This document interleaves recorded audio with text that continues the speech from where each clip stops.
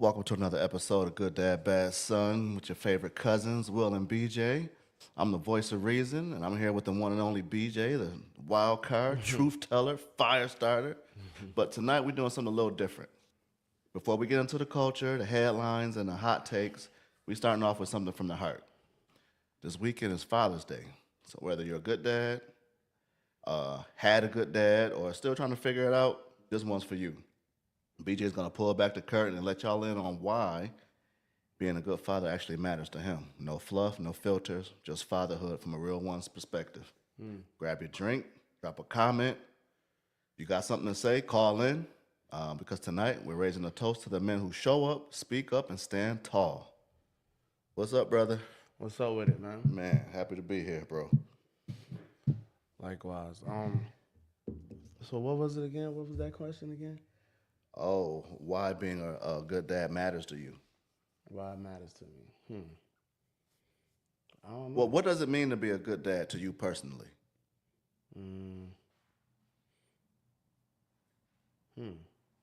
That's a good question. The craziest part about it is you told me we was gonna do this, and I still don't have an answer. I don't know, bro, because I don't know. I don't know. I just know my children are my responsibility. That's all I know. You know what I mean? I ain't turning my back on them. That's It was like second nature for you. Before I even knew who you was as a person, I knew you was a hell of a point guard, and I knew you gave a damn about them kids. Yeah. Facts. EJ, goddamn Eli was about there. He wasn't even talking yet, was he? Eli was like 3. Yeah, now he's 6 feet. Yeah, that's for sure. For sure. And the crazy shit is, when I was in the streets, Eli was with me more when I was in the streets. For real, for real. I guess because I had more free time. Yeah. That's what I had more free time. But yeah, he was always with me. When I seen you, I seen him. Yeah, he was always with me. Dirty and all. Super. Matter of fact, Eli is a barbershop beauty salon baby. For real? I was dropping him off at the shop. Shout out to Michelle. I'll be right back. Word up. Shout out to Michelle and Keisha, Delavette, Sherry. Okay. You know, all the ladies in Johnny's shop. Okay. Yeah.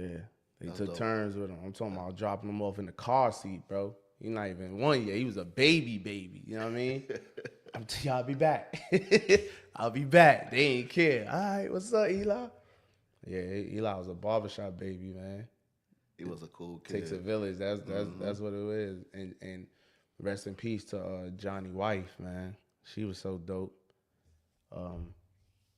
She had him a lot too. Okay. Johnny owned the barbershop. Okay. So his wife is just, she come in and out every now and then, quiet. Beautiful lady. Never said nothing. It was always quiet. Say hi and bye, whatever. But I remember coming in one day and she had Eli. He was knocked out. She had it. She's like, I just love. He's such a good baby. Comfortable. Yeah, he was chilling. But what makes you a good father? Yeah, what does it mean to you to be a good dad? Oh man, just first providing. I'm more of a provider than anything. I come from the spirit of the old niggas. You know what I mean? Great granddad and them that came home and gave great grandma the check and said, "Leave me alone." Right. Here. Right. You know what I'm saying? But I just want mine to be better than me. I want them to be successful. If any failure on their behalf, I feel like I failed. Understood. Straight up. Like when Eli got into that trouble, that was messing with me the most. Yeah. Yeah. When we had to sit in the courtrooms and all that, even though it was some bullshit, but still, just it was so. You can't help but take it personal. It was so surreal. What's up, Yayo? Yeah, Miami says sacrifices. That's a good one.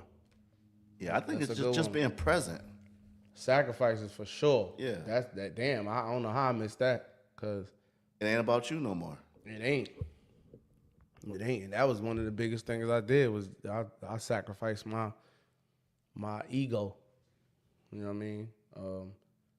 I just wanted to be home and be with the kids. Come home with it.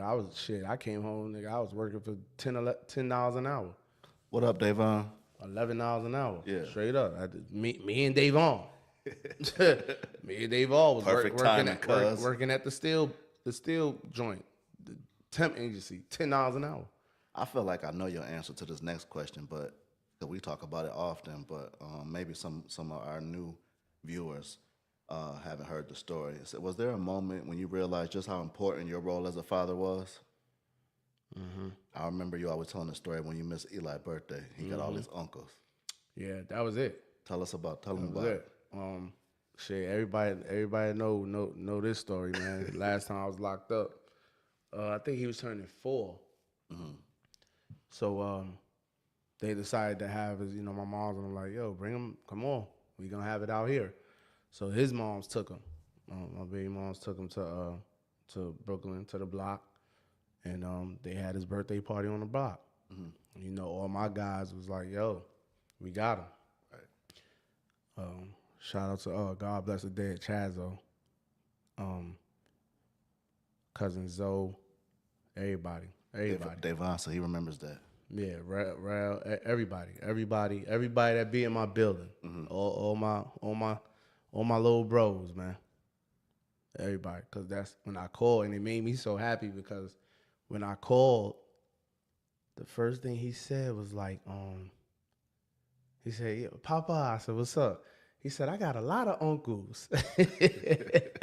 So I was laughing. I was like, yeah, I know. He like, yeah. He like, I got a lot of money. I said, I give it to your moms. I know.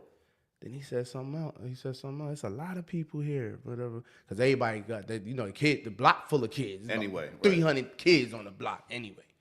And so everybody was in the crib. All the kids was up there. Everybody brought their kids and shit and all. So his mom took him to New York for his birthday. Yeah. Okay.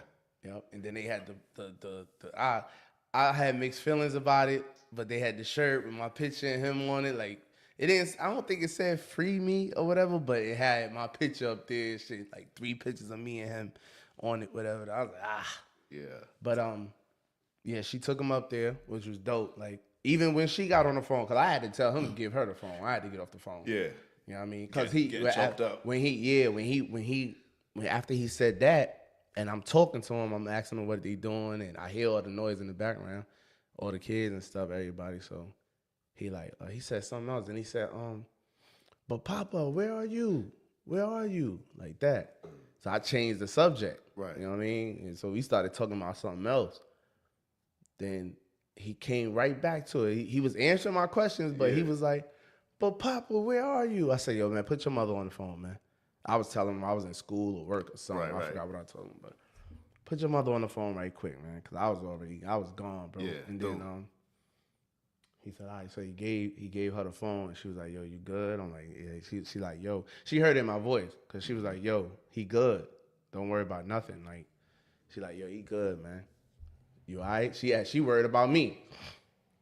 She was more worried about me than anything. So she was even telling it. She was like, yo, man, these niggas. She was like, man, I like all these niggas, man. She like, yo, these niggas is solid. She like, never met them. That was her first time even on the block for Got real. it. Walking through the building, 20 niggas in the building. She like, yo, man, these niggas is mad cool. These niggas love the kids. Like these niggas take care of these kids every day. All the kids on the block. Ice cream man come through. Everybody, they take turns and buy. You know what I mean? Yeah. She like, man, these niggas want to let us. Ain't nobody carry bags upstairs. Like none of the females. Like, gotcha. Whenever whoever's in that hole, he gonna carry them bags upstairs. And I live on the 3rd floor. Okay. Ain't no elevator, none of that. So that's what my Eli moms was saying mostly about that. She was like, yo, they mad cool. You felt like becoming a father changed you as a man? Or you think you're the same person? No, it definitely changed. It gotta change you. Better, right? Yeah, it gotta change you. You gotta change from not having kids to having kids, cause it ain't about you no more. Right. You know how I know I changed, because that was my first time locked up when I had my children. Right. I wasn't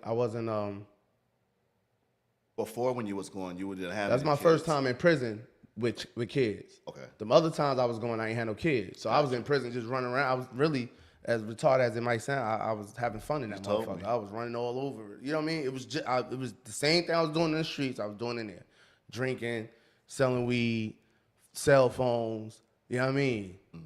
Everything. So But this time, it was like, even in the county was different. Okay. Cause she bring my daughter up there. I'm like, man, don't bring her up here no more. Not ever. Yeah, no, I'm good. Okay. Eli didn't come at all. Nah, don't bring them up here. It's behind the glass. My daughter crying when they leaving. She wilding. You know what I mean? Nah, don't bring them up here. Yeah. But it was hitting me like, damn, I don't left my But when he said that, when Eli said that, that's when I was like, it cut you. That's when I was like, oh shit, I done left my man out there. Yeah. Damn, I done left my man out there. I'm tripping. Yeah, this it. You said you went back to the cell and had a whole. I was it was open dawn. Okay. And as soon as I hung up, my man White Boy was coming with coffee, 2 cups of coffee. He just so happened to be, you know what I mean? It's like 6, 7 o'clock, so he just coming with the coffee. But he see me drunk. I'm drunk. He see it in my face. Yeah. I'm still on the phone, on the wall, like this. Right. Just drunk. Stuck. Shaking my head like, that's some bullshit. I can't this motherfucker. He like, yo, what happened? I'm like, man, my son. I said, no, that's what I said. I said, man, I don't know what the fuck I'm gonna do when I get out, but I can't. This it. I'm done. Right. I can't come back Something to this gotta give. motherfucker. Yeah. I'm done, bro. And he said, nigga, you a hustler. You better get you a truck. That's what he said. And that was it. Yeah. Went and got the notepad and the pen. Oh, he said, nigga, you a hustler. You better get you a truck, nigga. He handed my shit. I'm like, them trucks be making money like that? Shit, man. I got 4 trucks out, 4 box trucks, man. My first truck, I made $180,000 my first year. What? Oh, nigga, I drive a box. You know how many times I drive to New York back and forth? That driving ain't nothing to me. Right. I do that for 180. I do that. I won't do nothing else. At that time, you'd have walked for $1.80. Yeah, right? for $1. I do that for $1. Right. What? It's 2015. That's wild. And then I say, yeah, nigga, I got you, man. You know I got you. You're my partner. I said, man, and I just came with the question. Yo, What up, Bert? Peace. I literally went and got the notepad and a pen and was asking him questions and writing that shit down. I'm talking about day after day after day, everything that popped in my mind. Every day something popped up.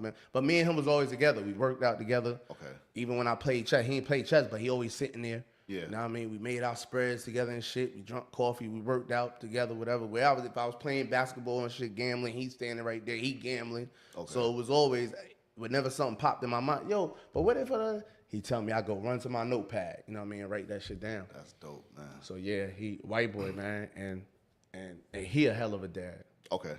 Yeah, he got daughters, and he came home a month after me, and I was still struggling though. You know what I mean? I was still struggling, so I'm like, yo, I was working I knew what the end goal was. I knew I knew what I needed to do. Mm-hmm. I just needed to do it. You know what I'm saying? So when he came home, he still got 3 of his trucks. So I'm like, yo, I'm gonna have to drive for you or something, man, because this shit ain't, you know what I mean? Right.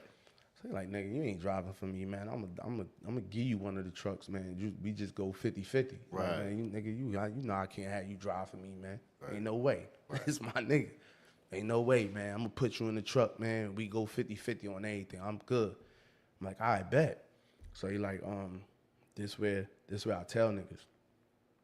When you come home, you gotta go cold turkey.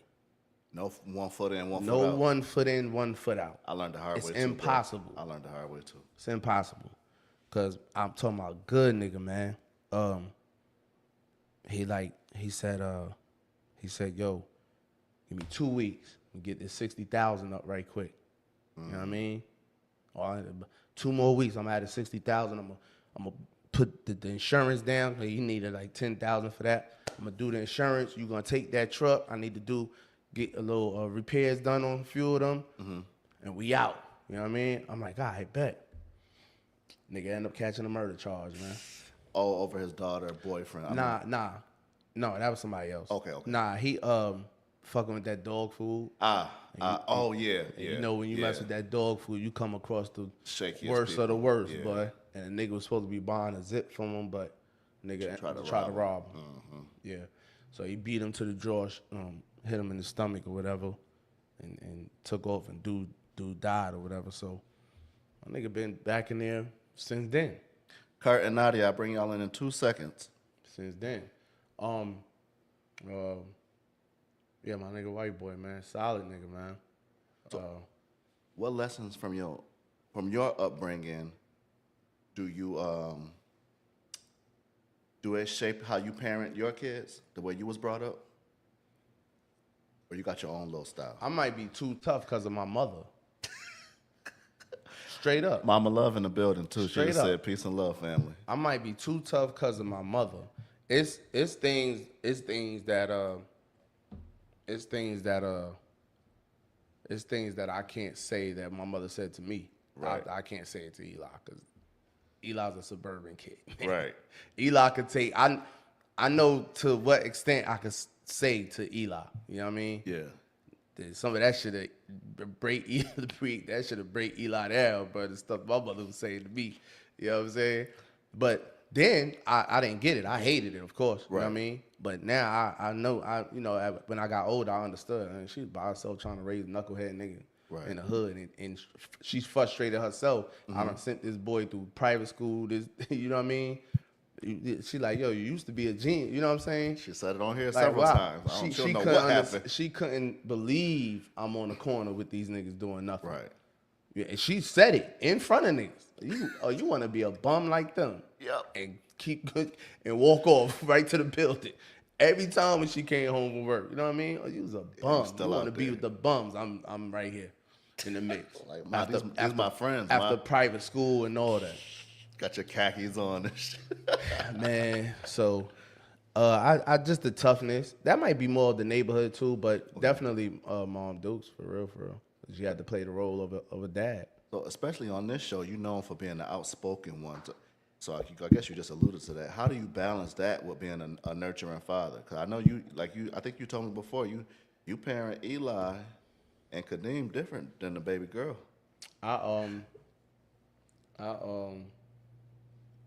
Cause Eli,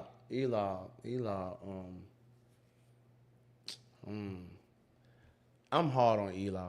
I'm definitely hard on Eli because Eli's the oldest. So if something happened to me, Eli got to hold everybody down. Correct. You know what I'm saying? Eli got to hold everybody He down. got mad uncles though, bro. I hear you. Hear it up. Eli, yeah, for sure. But yeah, Eli got to hold everybody down. You know what? I've been telling him that since he was a baby though. Since he was like 7, 8 years old. Okay. Because I was in the streets. Yeah. So I always was putting that in him. If something happened to me, you know you got to take care of your sister, definitely your mother and them. You got to, you know what I mean? Yeah. You got to be the man, da-da-da. So, but it's the same thing. I don't really turn it off. No. I talk to Eli like I talk to you and Kurt. Okay. For real. Because one thing I know, if you can have tough skin in your household, you're going to have tough skin in the world. Ain't nobody going to be able to get to you in the world. That's a fact. Ain't nobody gonna be able to get to you in the world, man. Kurt was a drill sergeant with his fucking kids. You know what I'm saying? What up, Kurt? Ain't nobody gonna be able to get to them kids in the world. You gotta prepare them for it. You can't protect them from the world. You can't keep them from the world. You just gotta prepare them to be able to function in the world. Right. And once again, I gotta give my mom's, of course, but my neighborhood, my block. When you come outside on that block, you're accessible to everything that comes your way. It don't matter what it is. You better be funny, a good fighter, all that. I won't even go into the comments yet, but I gotta put this one. Miles said you left off the part she slapped you on your head when she passed by. Oh, that was normal. I didn't shit. My balls broke. Since you want to get to balance, my mom's broke wooden chairs on my back. That's why you so strong. broke my trophy on my back. Yeah, my mom's was picking stuff up. I'm out the crib. Mom, you trying to knock some sense into him? She's trying to knock some sense into him. Yeah, man. But that's the everyday struggle of the single mother in the hood because my friends was going through the same thing. Yeah. With the ones who mothers actually worked and had to come home and walk past 50 niggas, 20 niggas on the corner, 10 niggas in the middle of the building, 20 niggas in the building. Yeah. You know what I'm saying? Every day after coming work, they frustrated. Is her son out and there. then they sons is out. Man, come on, man. So yeah, we all went through it, man. We all went through the same shit. What do you hope your kids say about you in 10 or 20 years? Uh, what I hope they say them about me. Yeah. Just that they love their dad. That's it. You know, man, I love my dad, man. My dad was the best. You know what I mean? Yeah. What about you, Kurt? What you hope your kids say about you in the next 10, 20 years? Uh oh. Them Which kids, one? man. You're right. You gotta kind of distinguish. Because, I mean, at this point, I just hope they say he did the best that he can. You know what I'm saying? Because that's all I did. I did the best that I can. You know what I'm saying? Did I make some mistakes? I don't think there's a parent out there that can say in parenting they made all of the right things. I mean, that they didn't make any mistakes that they did. You know what I'm saying? Okay. So I was the kind of parent like BJ mom. He kicked their ass. I wasn't playing none of that. I'll knock your ass out and take you to the hospital and make them put some braces on your jaw after I done broke your jaw. It just that is what it is. If Okay. I tell you something once, I don't repeat myself. I don't Yeah, have to. I don't like that shit neither, Kurt. Understood. If I said do this, and then I come back and it ain't done, then the next time you hear it, I'm beating your ass because I'm not having. It. I don't like to repeat myself. You Gotcha. know. So, but what do I hope they say? I just hope they just say, he was a good dad. He was there. He Yeah. was there. He did the best he can. And that's all I can hope for. Yeah. Okay. I appreciate Well, that. shit. What about you, Will? God damn, you're a dad too. Like, what? How has fatherhood changed you from from not having kids to having kids? No, I was a bum. Well, I was the nigga your mom told you to get away from before I had a kid. I thought I was doing something. I'm selling anything anybody smoking. I thought I was goddamn on my way to being a kingpin. Wasn't hitting on shit, risking my life for $100, $200. Now I won't even get out of bed for $200. You know what I mean? And Legally. facts. Amari, I think I told the story when we probably first started. I came in one day from being outside, and the way our house was built, when you walk in the front door, you can go straight up the steps. And Amari was going up the stairs. Well, he was like 2 at the time. He's 23 now, and he didn't see me, but I seen him. And from the back, he looked just like me. He had braids, white T-shirt, Evisu jeans, and Nike ones. He like a little miniature drug dealer. And I quit. I quit that day. Yeah. I thought I sold my stuff to my brother, but but apparently I gave it to him. So I never got the couple of dollars, but Right. You know how that go.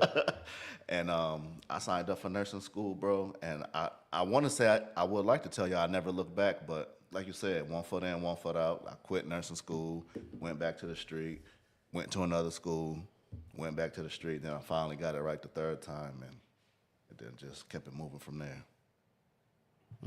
And I think changing cities too, moving from Buffalo to down here definitely helped me stay on the right path.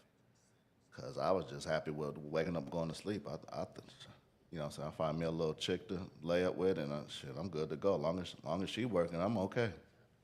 Super bum. Yeah. I That, know that about that's crazy too, cause that's how I used to dress Eli like a little drug dealer. Word up. That's a cultural thing there. That's crazy. Yeah, I, we got I didn't dress look Kurt like it. No damn no. No. You better have a belt on and it better be I better not catch no Jesus But you pants. military, Kurt. So you got that Um, drill sergeant in you. yeah, I think that's more so what it was. I never liked the sagging. You know what I'm saying? That Yeah. was I Yeah, didn't nah, I grow ain't up let Eli sag his shit neither. I ain't with that. none of that. But Y'all know the origin of it, right? what made me get out the game as far as selling drugs, man, you know, I had a whole block. All them cats was getting their shit from me, right? But there was a few that knew that I had a plug. And so this gal came to me one day and was like, hey, they used to call me, Poppy, hey, Poppy, not to scare you can knock down. Your boys, they done knocked her down. You know what I'm saying? Just give me an 8 ball. I was like, no, I ain't even into that. You know what I'm saying? Because I got a wife, I got kids. You know, just let me show you, she all developed and everything. Man, she got her 10-year-old daughter, man, trying to trick for her 8 ball. And I just quit that day. All the shit that I get, let my brother, y'all can have that. Because I don't want to be a part of selling out my people like that. You know what I'm saying? This woman is forcing her 10-year-old to fuck drug dealers so she can get a crack. I don't get that. I have to leave that alone. Nah, Anything harder than marijuana, I wasn't touching it. I yeah, ain't for got real. And I know I'm old now because some of the guys that be on my block, I used to serve their parents. So damn. I'll be like, damn, and they'll say, like, BJ, um, you, I remember you certain shit. Cause Yeah. the kids was always around, you know what I mean. But I'm not paying them no mind. They 5, 6 years old. You handling business. But they remember everything, and I don't remember nothing. Every time I'm back up there and I'm on that block, one of them comes to me, man. I remember me. You was in the hallway and y'all had about 6, 7 guns, man. And I'm like, what? Where the fuck Like, you yeah, was at? man. Yeah, they be bringing up all types of stuff, man. I be like, yo, I do not You remember that. know what that is, though, BJ? That's you, the old person. You killed him in prison, and I say that because I had an experience like that. Like after I got out the joint, I'm sitting at the skating rink, right? I'm smoking a cigarette, so my smoke is kind of going in this girl's face, right? So I went to wave it so it don't go in her face. And she was like, "Oh no, that's okay. I smoke too, but I should cuss you the fuck out." I'm looking at this chick like, "What you mean? Why you hostile with me? And your name Kurt?" I was like, "Yeah." "Ain't you Sam, bro?" "Yeah." "Don't you remember back in 1971, you put me out your Cadillac in the cold at night, you threw my leather coat out the window and shit." I don't remember that. I never remembered that. I was like, that I ain't I always said that prison take memories away. Them walls. it, It's something about them it, walls. it will kill your old It self. kills your memories, bro. Because there's a lot of stuff I don't remember. That's a good thing, though, ain't it? For Or real. not really? Uh, Not necessarily. I don't know if I can't pick and choose what memories that it killed. You know what I'm Ah, saying? But I just don't.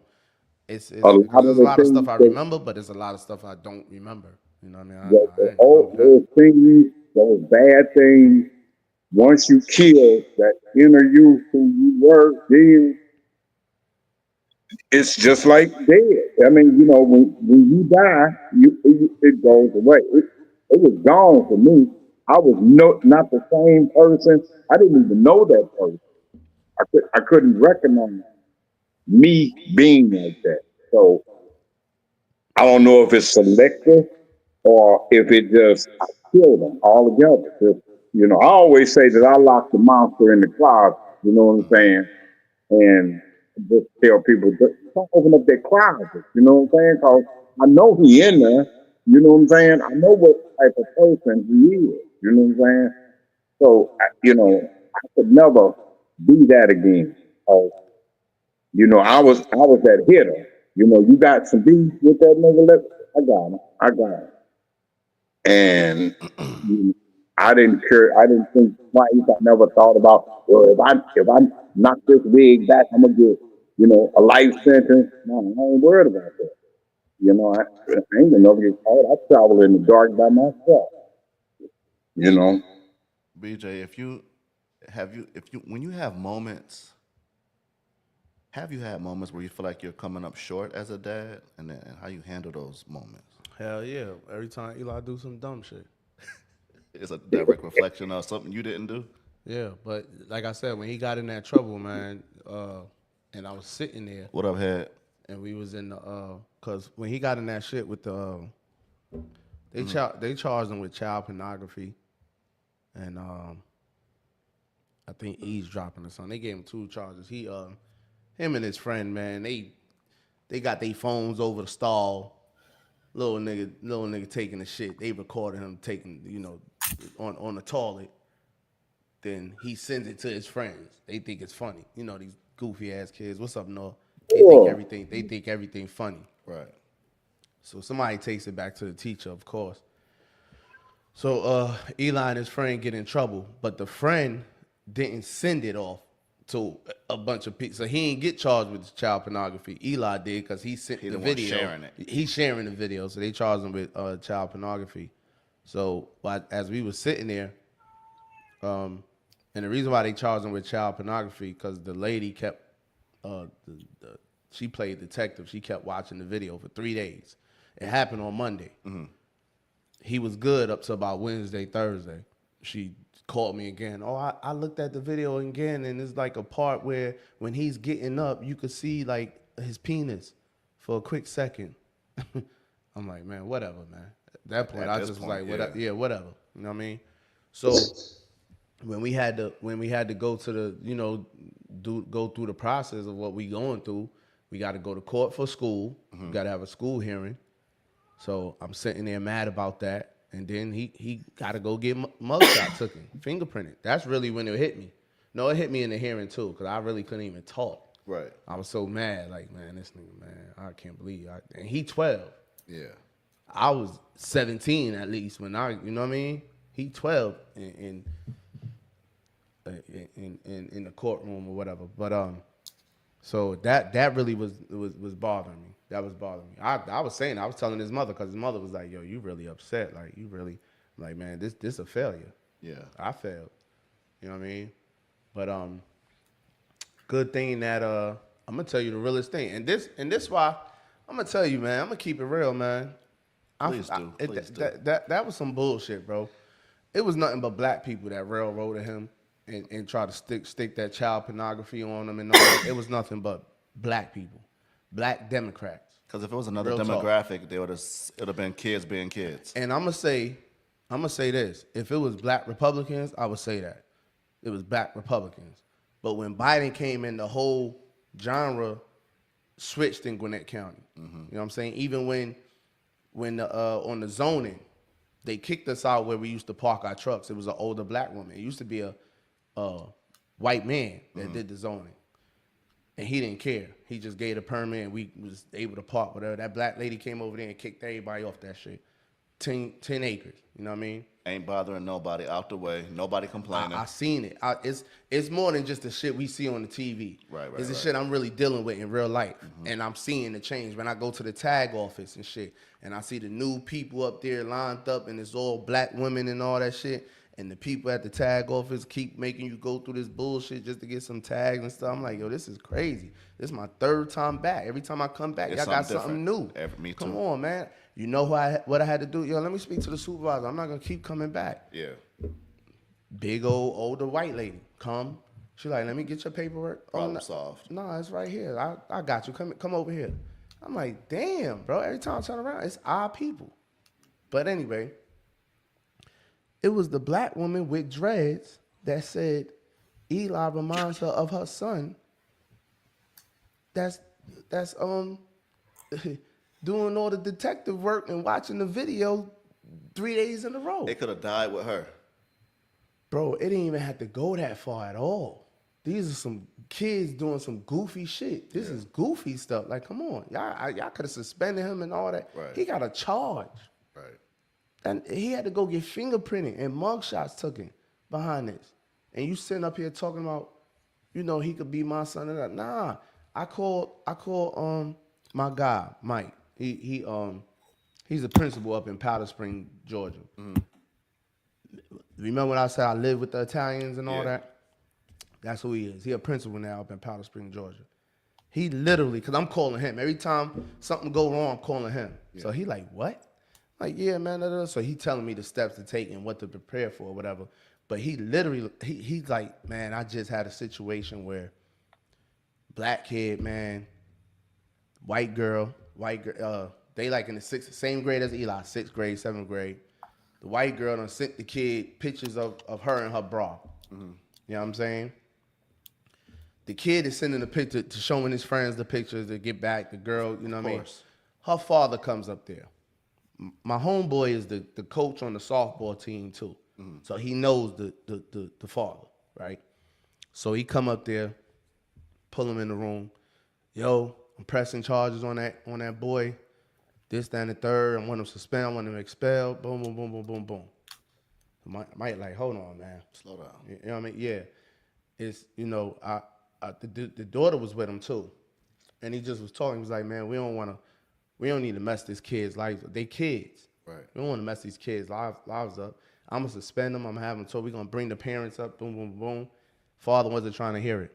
So my homeboy looked at his daughter and said, I'm willing to bet if I go through your phone, it's going to be some other stuff in that phone you don't want us to see, right? She would not get that phone up. So the father got mad and stormed out. Case over with. Cause if I do it to one, I gotta do it to her. Exactly. It's over with. She sent him the picture. Yep. You know what I'm saying? So it was over with. So he like, man, he said I would, he basically, which I already know, but he like, man, I would have never went that far. There's no reason for them to be taking it to that extent. Now I bring that up because here's a white man saving the black boy from another white man. Right. That shit would have got crazy, especially up in Powder Springs, Georgia, y'all. Yeah. You know what I'm saying? Yeah. So when we get back down here to where we at, with the black regime over here, everybody black. The only person that's white is this officer, and I'm gonna get to him too. But I respect Mr. Williams. He's he's like the dean of the school. Okay. When he came, everybody had to testify. Okay. You know what I mean? He came and he like, man, I didn't even watch the video. I didn't want to see it. I spoke to Eli and them. I thought it was over with Monday. You know what I mean?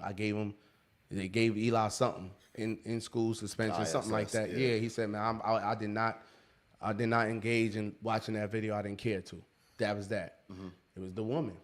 It was the black lady with the dreads, with the son that looked just like Eli. Remind her Eli. Da da da. She did all this. Long story Don't do me no favors, man. Long story short, they found him guilty, of course, and the judge was all right. He expelled Eli for a year. He said you could go back to the school, but you gotta go to alternative school. They sent him to give. Yeah, they sent him to give. But so on the way out, now we got Eli has to go to jail and get fingerprinting and stuff anyway, because it's a charge. Yeah. But the officer comes to me, he like, man, I know your son. You know what I mean? He's a good kid, man. I'm not about to put no handcuffs on him. I don't even want to put him in my car. I'm not even putting him in my car, man. Y'all bring him over. Man, if you could follow me to the precinct, I'm going to fingerprint him, give him a mug shot, and give him right back to you. We going to go through the back door. You know what I'm saying? And it was just he made it easy. He made even the old white lady that was at the precinct processing him. She ain't even feel right doing it. She was talking to him like, come on, you got your mother and your father here. You got beautiful parents here, man. I don't want to see you no more in here, baby. Da, da, da. Yeah. But it be us, because ain't no way in the world, man. If I was, and I'm not just saying it because it was my son. Right. If I was in that school, bro, there's no way I would have charged anybody, boy, with child pornography behind that shit. Right, that's some serious shit. You know what I'm saying? But that was the one point where I was like, damn, I felt like a failure as a dad. Gotcha. At that moment right there. Gotcha. What's one thing about being a dad that people don't talk about enough, you think? Shit. I don't know. I guess the good dads, the ones that go through it, we had the most problems when it comes to child support and all that shit. The dads that want to be in their kids' lives have the most problems than the dads that don't want to be in their kids' lives. Yeah. That don't give a damn about their kids and none of that shit. They don't get bothered. Right. It's the ones that, you know what I mean? That want totally their kids, that love their kids, that want their kids, that want to be there, that do everything for their kids. It's the ones that be, get all the scrutiny. I told you about Pops. His mother told when they was 8 months old. You'll never see your kids again. She meant that shit too. Kurt, you ever went through that? What? Like baby mama drama, I guess. Like, you know what I mean? With my first wife, I had a situation like, cause that's when I first moved to Atlanta back in '96. Well, she was the kind of person she didn't want no house phone, or she didn't have no phone. So I would have to call her at work now. Granted, she worked at Division of Children and Family Service, as the lead case man. So, you know, he continued to not allow me to talk to my kids for about 3 months. I tell you what, you know, I'm not going to keep going back and forth with you. Said, but until you put a phone in the house, I'm going to call your supervisor 100 times a day in an 8 hour time period, telling them that I'm trying to get in contact with you because I need to speak to my kids. And that's what I did. So her manager went to her and was like, "You need to talk to your ex husband because he want to talk to his kids." So she finally put a phone in there. But after that, I ain't had no, I don't, you know, because like I always tell a woman, I could divorce you, I can't divorce my blood. That's Right.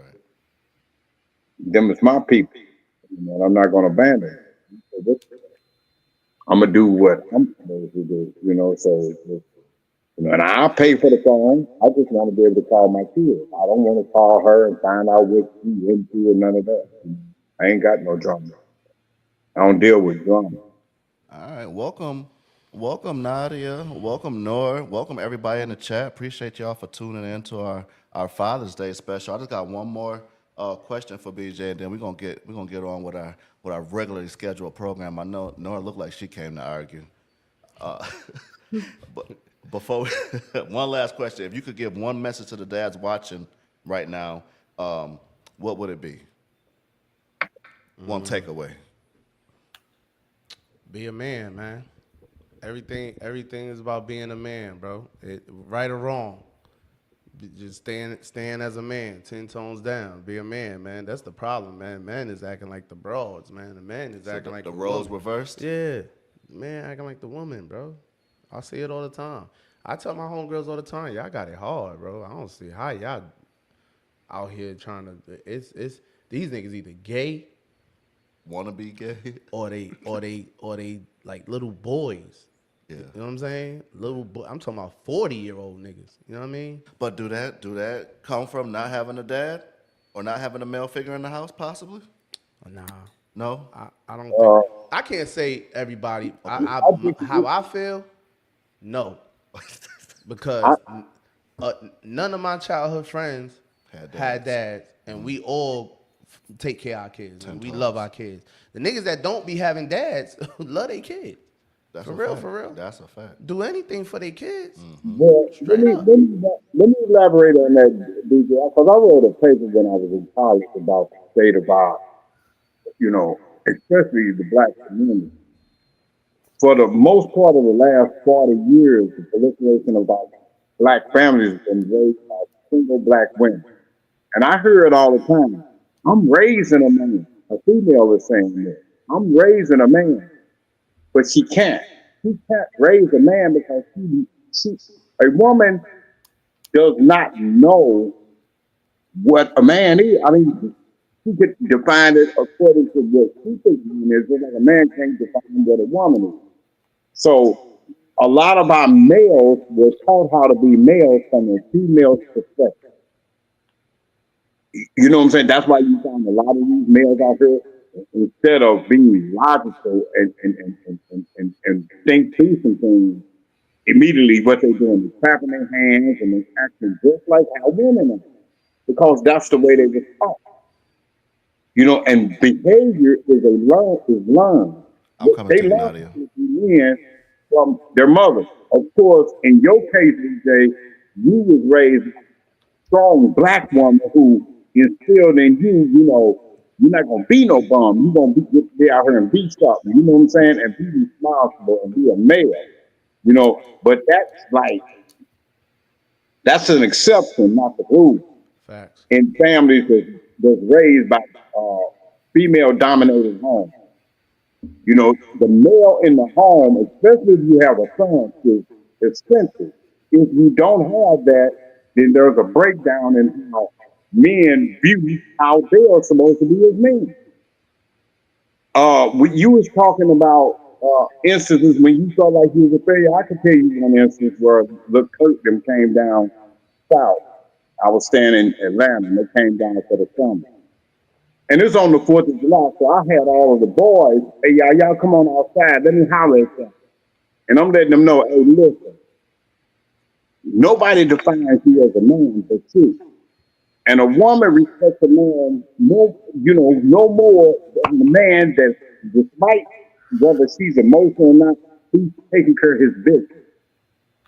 You take care of your business as a man. You might get a woman that's just all in your ear. You still handle your business as a man. You take care of your kids. You go to work. You make sure your bills are paid. And you do. You be a man. My son turned around in the middle of the whole field talking about, my mama said you ain't sent no child support in 4 years.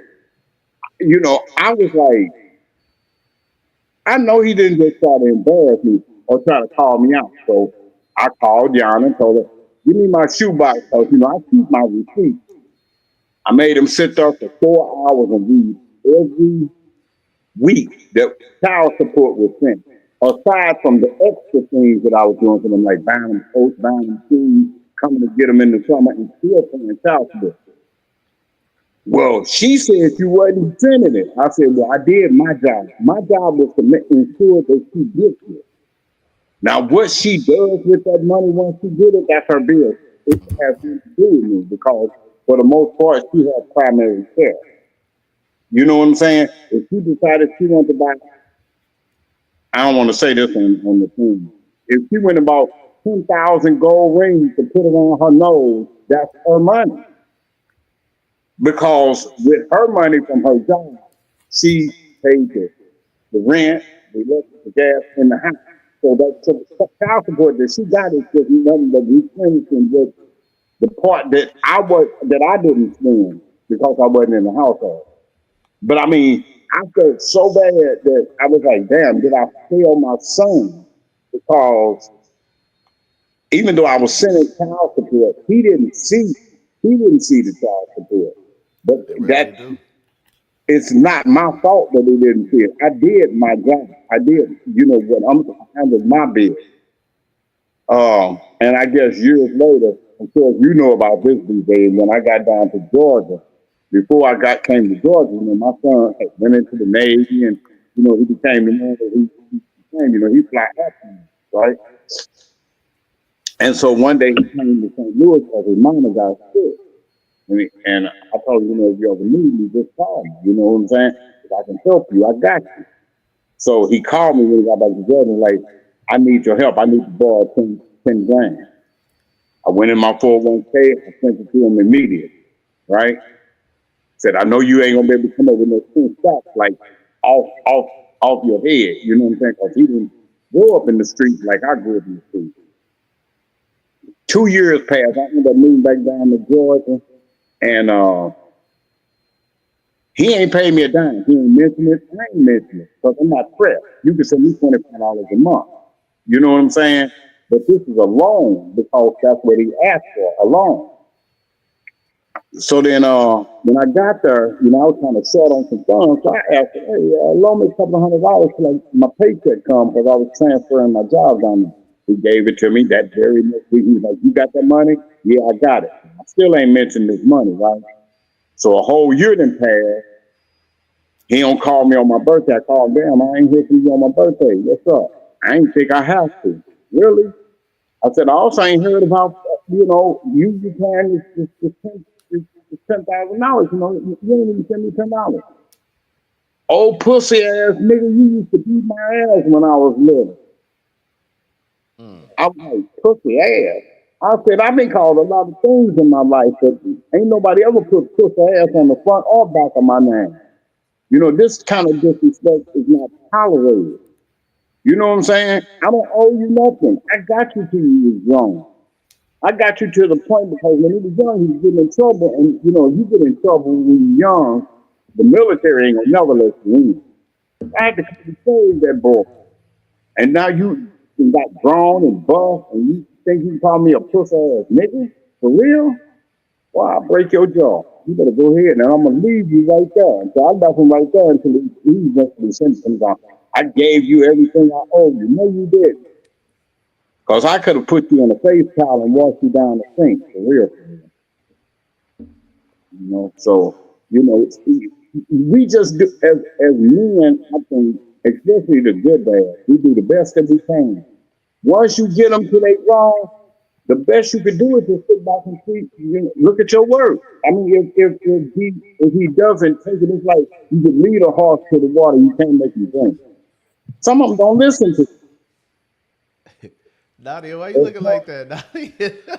She What waiting the fuck? patiently. She What had was a Nadia question. thinking about just then? She had a You question. Go ahead, Nadia. I'm so sorry, but the first thing I wanted to say for sure was that I was wanted to say Happy Father's Day to all the fathers out there. Even though it's early, I wanted to say thank you. My dad, for me, has been a really pivotal person in my life and has made a lot of the difference in who I am as a person. When I think about the strength that I have, not to say that my mom wasn't strong, a lot of the strength that I have is from him. I think it's his instillment, and I think his demeanor and his overall masculinity that made me more capable to be able to handle some of the things that I see now. Even though it was kind of hard for me to kind of adjust to that behavior of like being strong or the mentality of like coping with things, I guess. There's like a few things also too, because like when you were talking about the story about your son, that really resonated with me because I took a criminal justice class like last semester, and we talked about sexual offenders and we talked about those types of charges and how easy it is to get them. I think a lot of people assume that you have to do something extremely heinous in order to have those types of charges. And really, you could be peeing in the wrong area, Yep. like peeing in a park, and that would get you a charge like that. And Yep. the unfortunate part about it that people don't really know is that every state has different guidelines about how long they keep you on stuff like that if you are put onto list and whatever. And it could be really easy to bring you back into the cycle of being in prison or being in jail when really you're not a bad person at heart, but maybe made a mistake. So that makes me really frustrated for you because while we don't see eye to eye on everything, I definitely don't see or agree with that at all, Don't start especially to a switching up younger. now, Nadia. You Facts. got to keep stay on your Appreciate you, side. bro. What? I can't have different opinions. No, but I you feel can't get like on their side. We ain't on that. We ain't on that brother side. I have my own thoughts. I mean, obviously, there's certain things I don't agree with, but I feel like for a young man and having a charge like that, I just don't think that's right. I think obviously there's certain times where I think maybe it's a little different, like someone sending it, on Instagram or going like viral. That's a little bit of a different topic, but I feel like if it's caught early on, I think that's a lot different than seeing a video that's like nipped in the bud and then there's no more to it than that. So it's unfortunate. I'm sorry to hear that, BJ. But yeah. Thank you. A lot And of that's a good times, point. That's a good point, Nadia, because I didn't even express the fact of that. Like, it's super easy to get a charge, some sexual shit. I mean, super. They charged them with child pornography, bro, and like really, eavesdropping. And shout out, let me say this too. Shout out to the judge when we went to the criminal part of things, because at the point when we in the superintendent hearing for the school, I told Eli to just stop even answering any questions. Yeah. You know what I mean? Because what you say, and during the hearing, I'm like, because Eli, what you saying, what you gonna tell these people? We still have a court. You know what I mean? We still have a court case to deal with. So what you say here is gonna affect us in the long run. And I told the judge that too. I said, I don't mean to be, an asshole or anything, but now I gotta focus on what we got coming ahead. You know what I mean? Really forget this. Right. Straight up. We gotta Cause we already know he we got about a to be case. kicked out of school. Yeah, my man got a case behind this. Real deal. And the judge understood. The judge was straight. He was straight. The judge of the super hearing, the black man, Democratic man, he was straight. Because he really could have expelled Eli out Oh, the for good, district, yeah. and he just had him stay in the alternative school with the little niggas that done brought guns to school, that's robbing and wilding out. But because of Eli grades and his history of the schooling, he was like, man, come on, man. I'm just gonna give you a timeout. And it was only like 2 months left in school. End So of he the was like, school man, year. listen, it's 2 months left in the school year, boom, boom, you're gonna go back to school next year, whatever, whatever. But I gotta shout out the judge from the criminal part, Democrat, black man with dreads. He wasn't going for none of that shit. He dropped the child pornography. Good. and he put Eli on 90 days probation and just he gave him eavesdropping. You know what I'm saying? But he said after the probation is done, all that shit gonna be dismissed, and they did seal his shit because he was only 12 years Juvenile. old. Yeah. Yeah. So he sealed it up. But the judge was talking to Eli on some real, like, you know what I mean? Keeping it real with him. Like, come on, man. Come on, you too smart for that. And the judge kept saying, you got your mother and your dad. And you got your dad. He like, yo, I do. You know how many kids is going to come in here today with nobody? By themselves. Yeah. With no parent, let alone a dad. Right. Tighten up, man. I don't want to see you no more.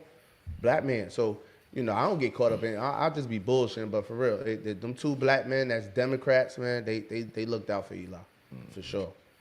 What up, Noah? Also, Do you also, think that oh, I'm so sorry. Hold on, Kurt. No, Go I ahead, was just brother. gonna echo Nadia's thoughts and say Happy Father's Day and shout out to my Appreciate it. dad. Thank you. Thank you. thank Nadia, you? you guys can go on. Oh yeah, no, I was just gonna say this. I think the really big thing that I take away from this conversation is if you have kids and you're in this, like listening to this, please make sure that they understand how important it is about a digital footprint. I think that we're growing up in a time where like social media is still relatively new, but it has really big implications. Because I feel like something like this in the 70s, 80s, whatever, this wouldn't have been a thing. And I feel like a lot of kids get wrapped up and stuff like that. Like my best friend in high school, she got her nudes leaked to the whole school. And I mean, on the opposite side of that, I know how impactful that can be to a young girl's like, mental or whatever. For I sure. say that to say I still don't think it's right to give a child, especially a 12-year-old, that type of charge. I just don't agree with it. But I do think that if you do have kids that are in social media, keep them off. Keep them off as much as you can. But if you can't keep them off, please let them know whatever you send, whatever you post stays with you. Because I feel like that's something that our parents couldn't have told us before because they didn't have social media. But now it's like a thing that's reoccurring and it's always going to be around. So just let them know that, hey, like, I know you're young. I know that you could be easily influenced, but what you send will stay with you. And you'd be surprised at like how much a digital footprint really goes a long way, especially when you're like going to jobs and stuff like that. I've seen people not get job opportunities or lose job opportunities because they posted something that shouldn't have been showed out to the rest of the world. So Yeah. it's just really important. Yeah. Yeah, and just to elaborate on that, it's also not just your digital footprint, but any word that comes out of your mouth and is in anybody's hands, as long as it's a text and it's there, no matter how emotional you are, no matter how angry you are, you have to always think of the words you write that reach somebody else's phone. You've lost control over that. You have to imagine that those texts that you send, those things that you write, whatever you post, just imagine it's going to be read in court in front of a judge, in front of your mom, in front of your family, because crazy shit can happen and crazy shit happens a lot. Um, and it's very easy for people to abuse, even when it comes to like trials. Like you see, a lot of Diddy. people take their own graves with Diddy texts trial. sent years before. And a lot of people, even some of the witnesses, like hurt themselves through the messages that they used to send. And a lot of them were just under the influence or under the influence of whatever types of feelings or drugs or alcohol. But you send something and it's out there forever. And it could hurt you. It could hurt your job 5 years from now. You could become the president, and it could be the grave you dug when you were a stupid 20-year-old or even younger. Appreciate it, Bree. Bree says happy early Father's Day. Appreciate it. Yo, I don't like to get caught up in that comments. Everybody be like, yo, these kids and the phones and they always recording that. I said it a few times too, but then I thought about it. I said, you know what, I can't really speak on that because we was wild. Fortunate to not have a phone. Yeah, like our kids on this side are not really criminal wild. You know what I mean? They goofy wild. We was criminal wild. We was risking our freedom, bro. Yeah, we was criminal wild as kids, and if we would have had some phones, Dude. we'd have been recording that shit too, man. Dude. We'd have been recording it too, bro. We'd have been doing the same thing they doing. So I had to get away from blaming them for doing that because you're dumb. Yeah. You do dumb things. You know what I mean? But if you were recording all of that back then, you probably would have gotten a lot more charges. But actually, No, we'd have been done like the rest of these kids is done, like everybody else. We'd have been done. Straight up. Absolutely. Super fact. And like you said, you'd have forgot a lot of the stuff. But the stuff you do remember, you still would have. Shit. Yeah, these phones is and I don't even, it's the phone, period. Because It's the Eli didn't even trap. put it on social media. It wasn't like it was on Instagram or nothing. He sent it to a friend and another, like he sent it to 3 of his friends, then they sent it to like 3 of their friends, then like 30 people. And then thank God the kid never knew. And the kid, this the icing on the cake. I forgot to tell y'all this part. The kid has Down syndrome. Oh. So that was just, it was like, Eli, of all the kids in the school, man, y'all messing with the little white boy with the Down syndrome, bro. You know what I mean? Yeah. So that was a whole nother part of it. Like, oh, it's bullying. Yeah. They hit him with the bullying and the child pornography and da da da. Damn near a hate crime. Yeah, but I had to come with the pictures because his uncle, my daughter's uncle, has Down syndrome. 64, 65 years old. So I had to gather all the pictures of Eli in the pool with him. Yeah. Eli shaving his head. Eli cutting him up, lining him up. Yeah. You know what I mean? Eli, since Eli was a baby, so it ain't, let's not make this a Down syndrome thing, because Eli has an uncle that has Down syndrome. You know what I'm saying? That he don't live with, and he love him. So we ain't doing that. Don't do that. Yeah. Yeah, it's just unfortunate. I feel like it's truly a trap. There's a lot of positive things that have come from social media for sure. I think that we're more connected than we've ever been, and being able to, when it comes to social justice issues and movements, I think we're able to make a lot of difference because you weren't able to hear as much information as you can hear now. But I think the problem now is that there's almost too much information and a lot of falsified information. But on top of that, things grow so quickly on social media, and you can really, like, I don't know, not even with social media but with technology as a whole, things spread like wildfire. So it's really important to let kids know the repercussions of what happened. Like, I know if I was to have a kid today, I wouldn't want them to touch a phone until they're like 13, 14, and even then I wouldn't want them to touch They don't it. need one under they really don't. And I'm gonna tell you this too. Eli, he done, I could count the number of times I don't let him have his phone. You know what I'm saying? Because as soon as he get his phone, he do some dumb shit. Then I take it away from him, and he don't have the phone for like a month. Then I'll be like, all right, here, let me try to ease it back to you. And he'll have his phone for like 2-3 days, and then somebody will be calling me from school. You know what I'm saying? I'll take it back. Yeah, he don't have nothing. Eli room is damn near like a jail cell, for real. Thank you, Auntie. For real. I took the PlayStation. I bought that 3 years ago. I can count the many times that he had that. You know what I'm saying? He just got his TV back. I'm telling you, the boy ain't had nothing. I don't do all that beating on him and all that. I ain't doing all that. I'm just gonna take his shit. Them days is over with. You know what I'm saying? I take everything with a power button. I prefer that. I prefer that too. Yeah, I got beat. I got abused. I got abused and I still ended up in jail. Don't fix you. Don't do that to mom. Abused and I still ended up in jail. So You want to go on to the video? Yeah. Damn, I forgot the video. Oh yeah. Fast forward to like the 55-second part. I want to get y'all thoughts on y'all seen the sheriff from Florida talking about it. I'm joined by a bunch of leaders that further exemplify why we are not and will never be California. This is Florida, the anti-rioting state. So I'm glad to be joined here today by your great sheriff, Wayne Ivey. We have a new ICE liaison in the state of Florida, which is one of our big announcements today. Agent Anthony Coker, who you'll hear from, FHP Colonel Gary Howes, who leads the troopers, Florida's public safety czar, Larry Keefe.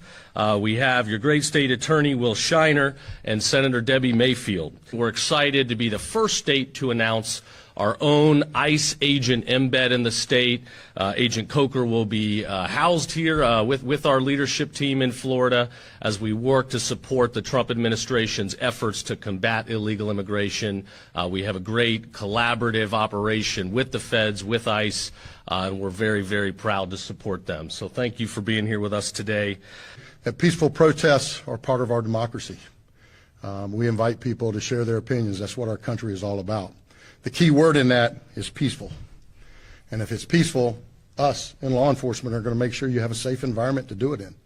That's part of that process. If you let it turn violent, Whoo! You do not want to do that in Brevard County. I'm going to tell you that, and I believe I can speak for my fellow sheriffs around the rest of the state. You don't want to let it happen. And just so there's no confusion, because I don't want to hear any whining later saying we didn't know, I'm going to break it down for you, all right? Because as you watch these riots unfold across the rest of the country, what you are seeing is buildings being burned down, police cars being bricked, having explosive devices thrown on them, having fire, guns pointed at them, bricks thrown at them, all and on. So I'm gonna break it down for you, all right? And if somebody wants to know what I mean by turn violent, all right, this is what I mean. If you resist lawful orders, you're going to jail. Let me be very clear about that. If you block an intersection or a roadway in Brevard County, you are going to jail. If you flee arrest, you're going to go to jail tired, because we are going to run you down and put you in jail. If you try to mob rule a car in Brevard County, gathering around it, refusing to let the driver leave, in our county, you're most likely going to get run over and dragged across the street. If you spit on us, you're going to the hospital and in jail. If you hit one of us, you're going to the hospital and jail, and most likely get bitten by one of our big, beautiful dogs that we have here. If you throw a brick, a firebomb, or point a gun at one of our deputies, we will be notifying your family where to collect your remains at, because we will kill you graveyard dead. We're not going to play. This has got to stop. You're watching what's taking place out there. You're seeing police officers that are being attacked, being spit on, being put in harm's way just for doing their jobs. You're seeing ICE agents that are being targeted for doing their jobs. And you're seeing obstructionists that are doing all of this, standing in the way of law and order. Not here, not in the state of Florida. That's it right there, man. Yo, what y'all think, man? No, what you think? Oh, no, go on. Nadia, what you think? No, I'm not gone. I think it's a whole bunch of bullshit. What you think? For real. For real. Oh, my God. For real. That's Okay, the I think- BS. Let me hear it. Okay, a whole bunch of bullshit. First, America wants to talk like this when a building gets burnt or a car gets burnt, but we're gonna forget about all the peaceful protests, the people that's getting dragged through court right now, taken from their babies, when they were doing nothing but talking. It's not like not every single peaceful protest that was in support of a cause that America didn't agree with. No matter how you're doing it, if you're talking, if you're shouting, if you're whispering, if you're burning shit down, you're gonna get the same thing. You're gonna get kicked out the country. Even if you have a green card, is at least 3 people in New York that's been in court fighting to stay in this fucking country when they have lawful residency. So BJ, don't start talking about all the illegal shit. They have lawful permanent residency.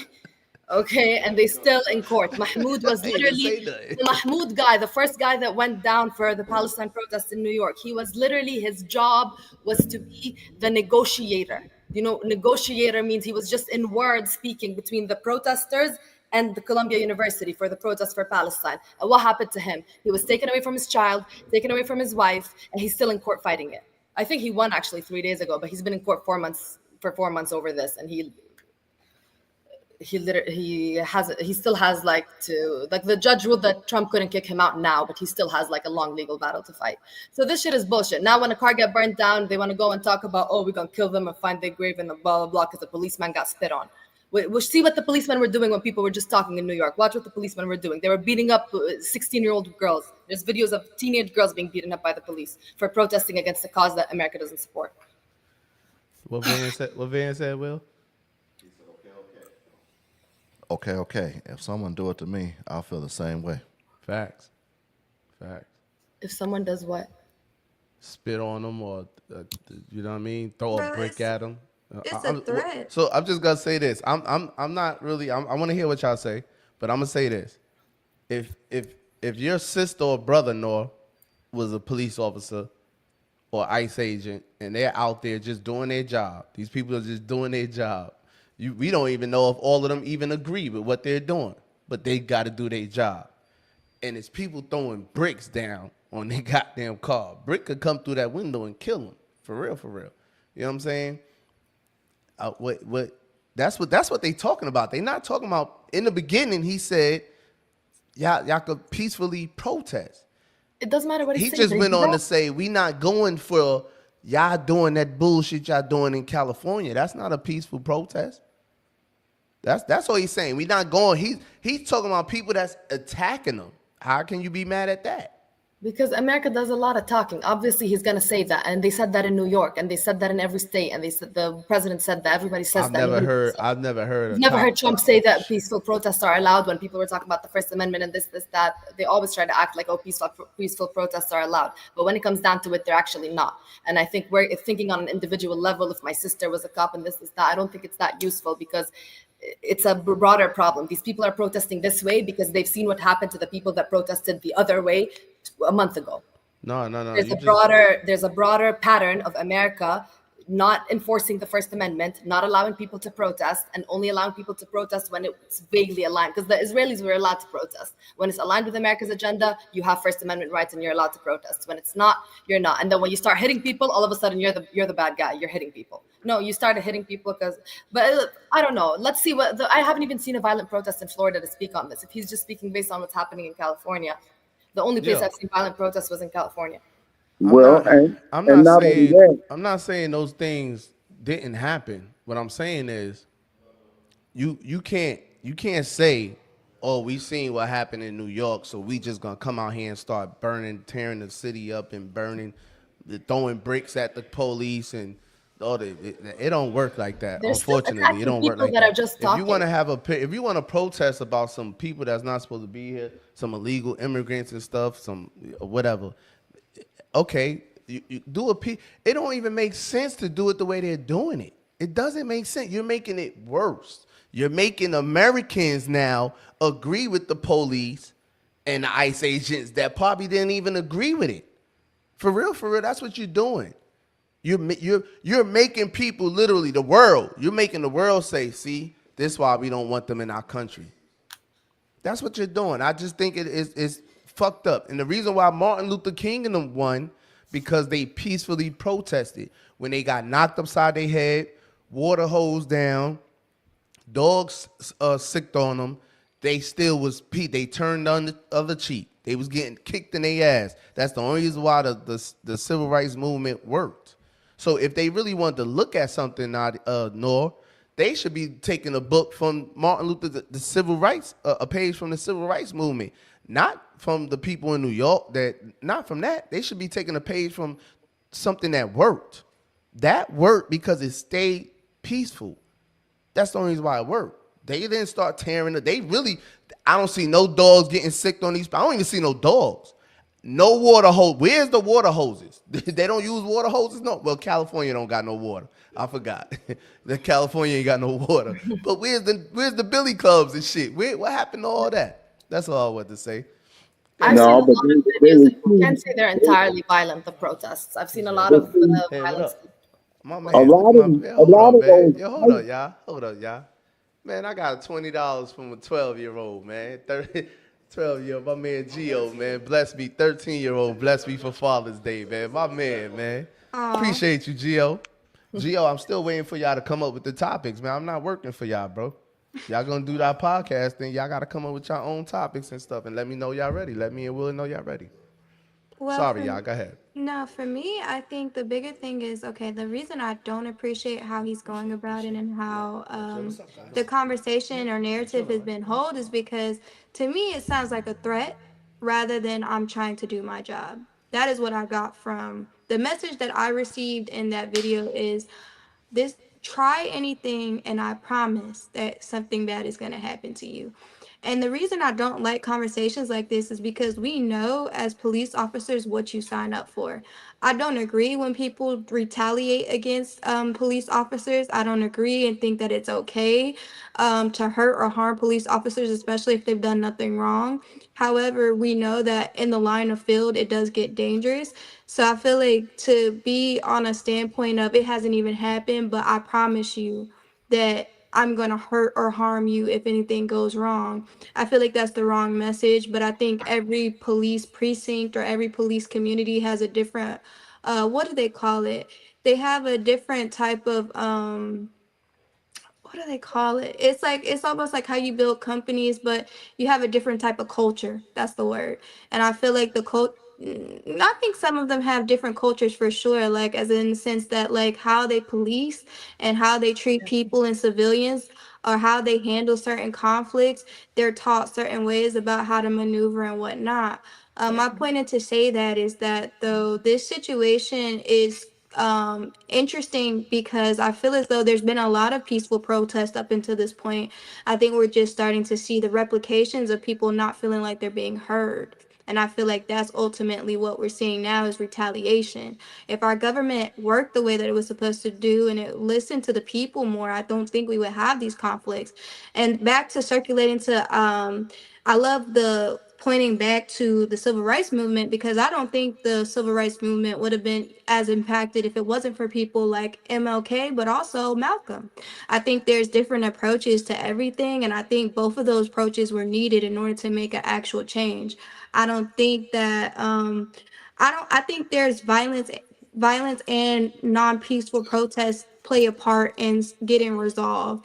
And I think people retaliate the most when they feel like they're being unheard, and that's what we're seeing. But ultimately, I think you need a little bit of both to actually see any change occur because I feel like governments don't really care until people start to do things that they dislike, until they start to see retaliation, until they start to see pain, until they start to have to pay prices or buildings are burnt and broken and now they have to come out of pocket. I don't agree with violence, but what I will say is that I think it's effective at the end of the day. And I think had people not done or I'm not saying even all of these protests are violent anyway, but I think the violent ones are letting us in America know that we're not okay and we're not comfortable with what's happening. We don't feel okay about this. We're not accepting this.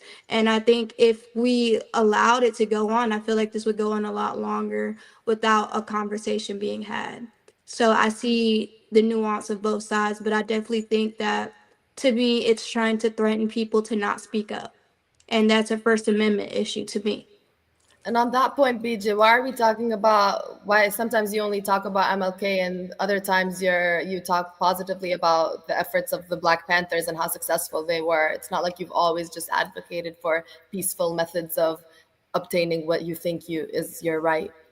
So why do you just extend that to the Black Panthers, but you don't extend that to people that are protesting for what they believe is a breach of their rights? What I extended to the Black Panthers? Like, you understand why the Black Panthers did what they had to do. You know it was effective when it was happening. You know it was a As far as what point? What part? The violence. No, I never agreed with that. That's what destroyed them. So you think it was ineffective for them Yes, to? it was ineffective. It got them killed. I Yes. don't think that they're ineffective. I would argue See, the differently. problem is you're thinking. The facts are they killed I them. know. I know. Those There's are a the lot of facts. people. They killed what's his name? Fred Hampton, and he They was peaceful. I don't no think it no has he was anything. no Hold on. hold on.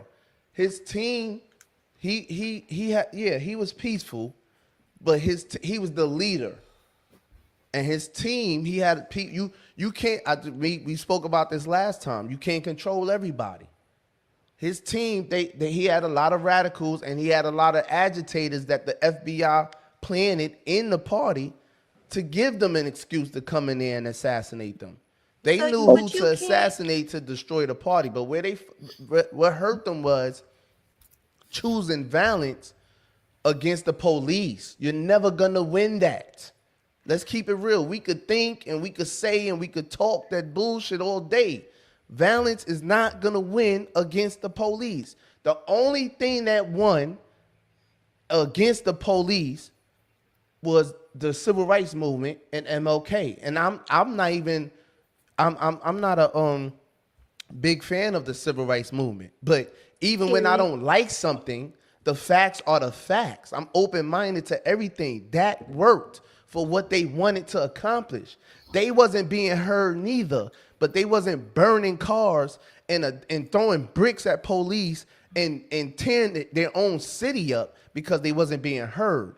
They kept protesting peacefully. They was getting knocked upside their head, dogs sicked on them, water holes, and they stayed peacefully, and the whole world saw that.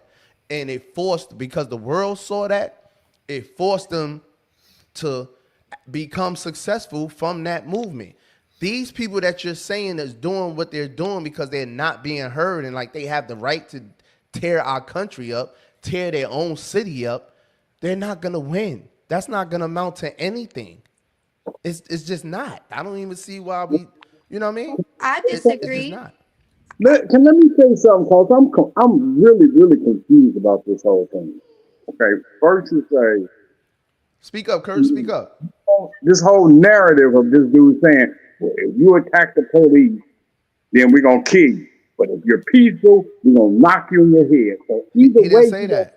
He didn't say that. He didn't say that at all. Maine, I agree with you, Maine. let me finish what I'm saying. You just said the peaceful marchers of the civil rights got knocked in their head, whether they were peaceful or not. Yeah. So at either rate, whether they do it peaceful or not, they still gonna get the end result of how the police is viewing you protesting as a black person or a person of color.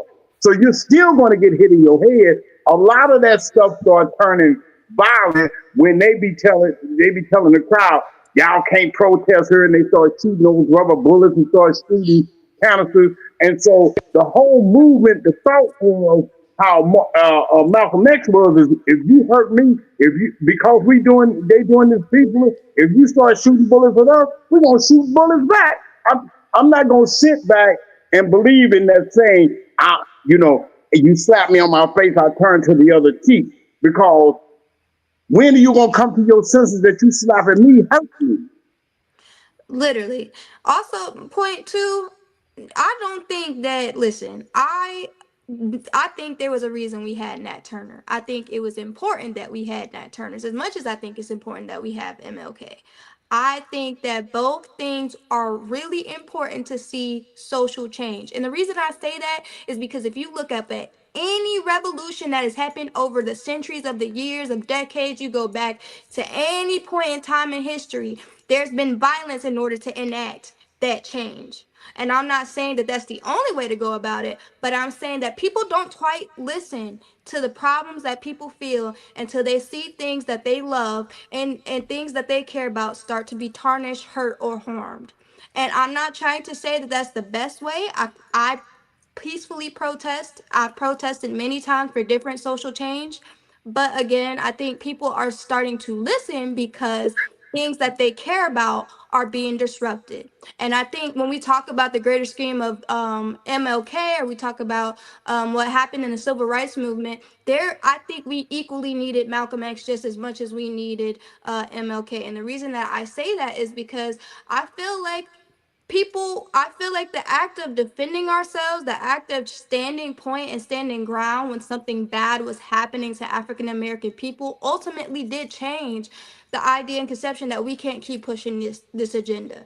Also, too, Malcolm X was willing to make it globally political. He wanted other countries to see how they were treating black people. And it was great that we had MLK so they could see how most often it was a peaceful protest and most often these people are peaceful. But I still think it was very important that we had leaders who were willing to rebel against the status quo and agenda, because I don't think that we would have gotten as far as we have if it wasn't for them.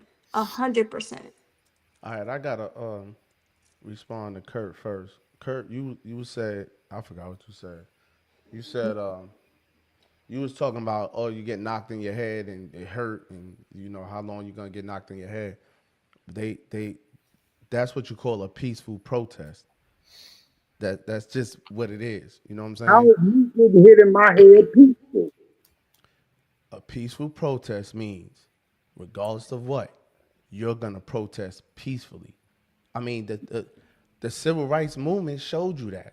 But That's what they did, and that's the reason why they were successful.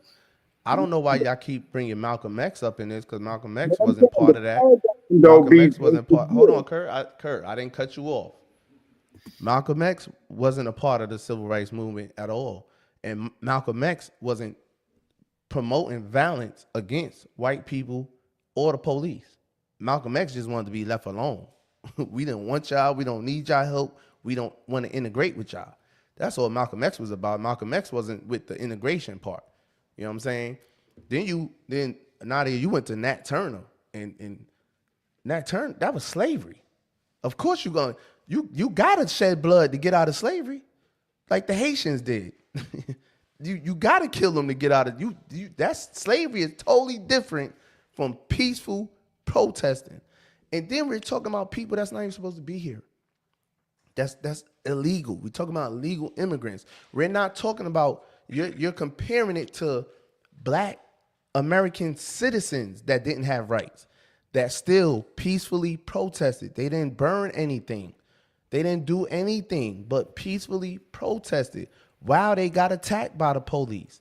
That's why it was successful. That's the only, I don't see how y'all don't see that. That's the only way you will be heard or even looked at. Nobody is going to hit Nadia. You acting like they're winning. They're losing. Even Hispanic people are speaking down against what they're doing in California. Look how they voted. Look how a majority of them voted anyway. Not to sit there and say that all Hispanics voted in the way Voted against. what?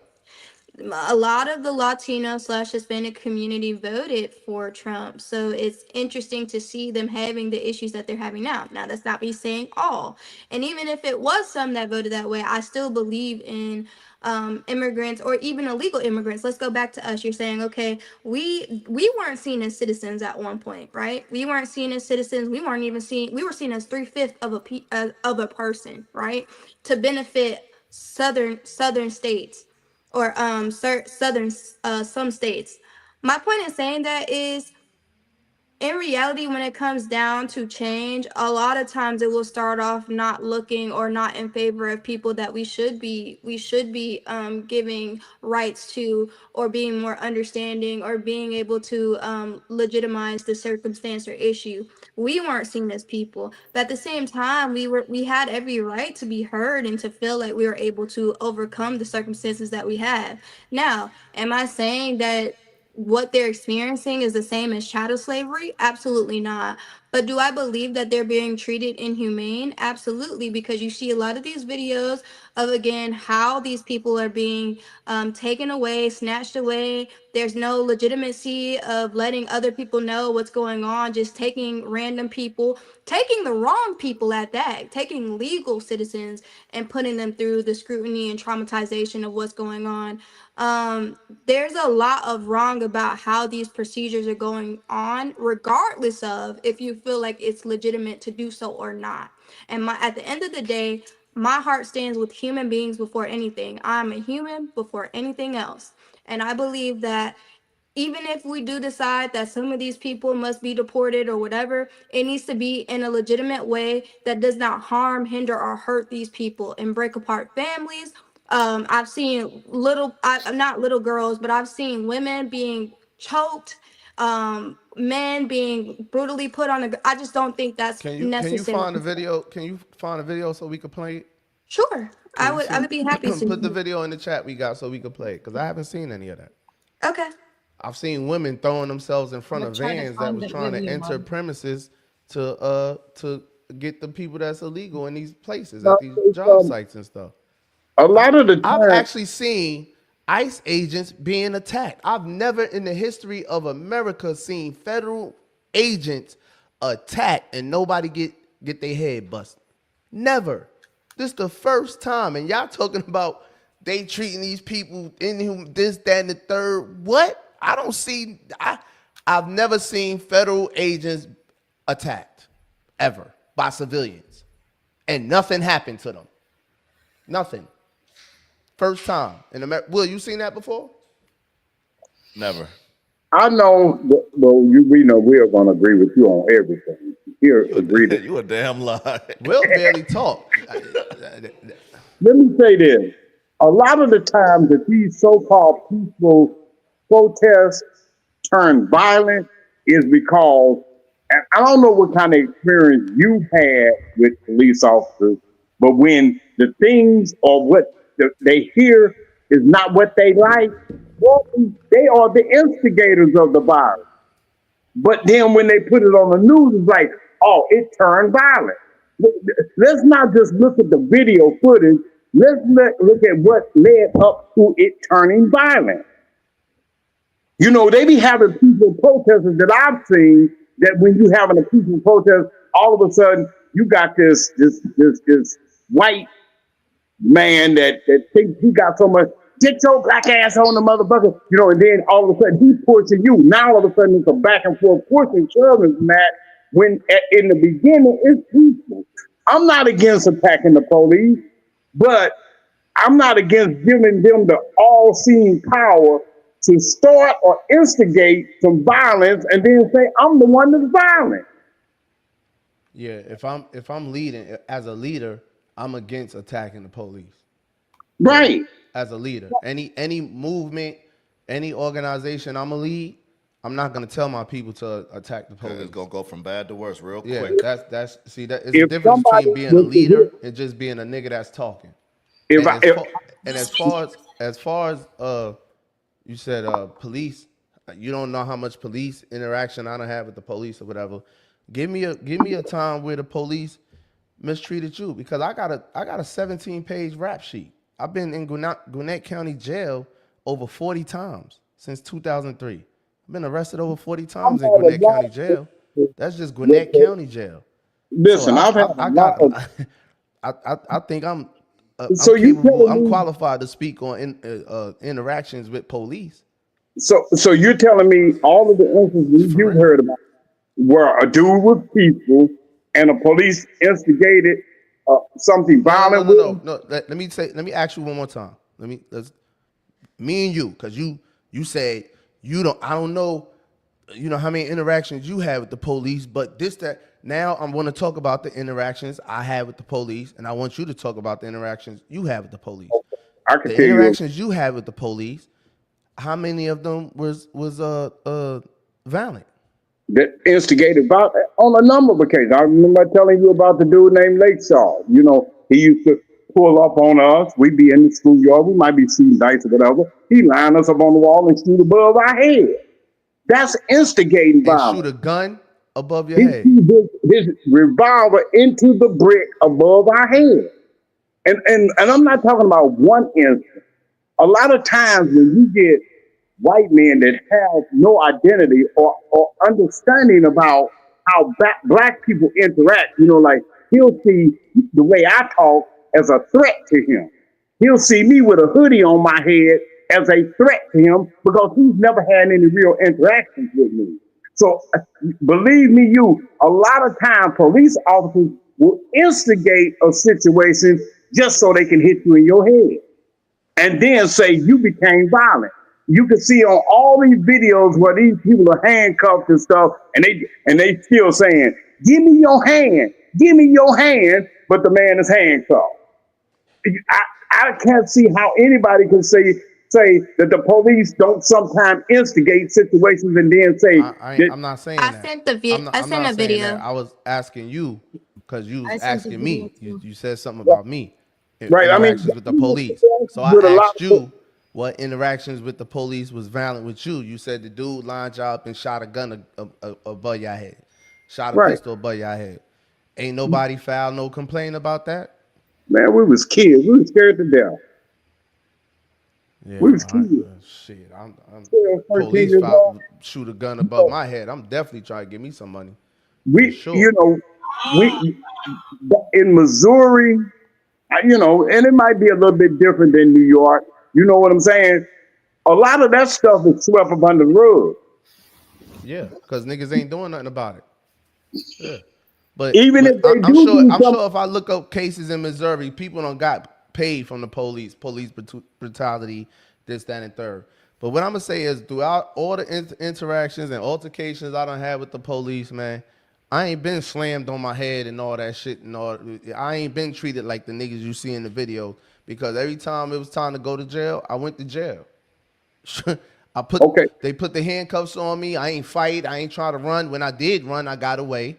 With the one time that I did get drugged by the police and handcuffs by my feet and fucked my face up on the ground and all that, that was an interaction me and him was having. You know what I mean? But other than that, I'm not gonna put that narrative out there, especially, and I'm not gonna say the police. Yes, the police instigate shit. Yes, Yes, they do. You got them assholes out there because one thing about it, you're dealing with humans. Again, you're dealing with humans, man. And if you already know these people don't like you, then you don't put yourself in certain situations. You know what I mean? A lot of times I put myself in that situation, for real. But when it came, I done had a lot of police contact, a lot. I ain't never been in them situations where them boys done been in them situations, man. I'm not arguing with the police, bro. I'm not doing all that arguing. I'm not doing all that tussling. I'm not doing all that tongue wrestling. I'm not Well, doing it. we I'm just just talking not. about See, you regards like to tongue wrestling with them niggas. You like tongue wrestling with white people. I don't tongue wrestle with white what, people, let alone black people. I don't do no, all the tongue wrestling. what I'm saying is there are a lot of instances when there is, like during the civil rights, them people was being peaceful. Okay, Police, we definitely we agree on that because I brought you that know, up. We agree and on that. so therefore, whether they was peaceful or not peaceful, the end result still was they was getting shot down and they was getting ran over. So either way they do it, if they speak up or if they don't speak up, you know, or if they get violent or they don't get violent, they still gonna get shot down. Who got shot down during the civil rights movement? Man, don't you come on, man. You don't think a lot of people got I don't. killed I during the really. civil. That's a serious question. I really don't know. What's the little boy name they got killed for whistling at the white girl? I really don't know. I was asking a serious question, but I understand y'all not messing with it. It is what it is. Uh, I never. I I've never seen federal agents attack and nobody get hurt, and that's why that police is saying what he's saying. Y'all come down here to Florida, and I guarantee you, Florida ain't gonna have no issues. Florida ain't gonna be Because like Cali. Florida is the home of the Ku Klux Klan. Stop it. He was a Klan. Yeah, he gonna kill you dead.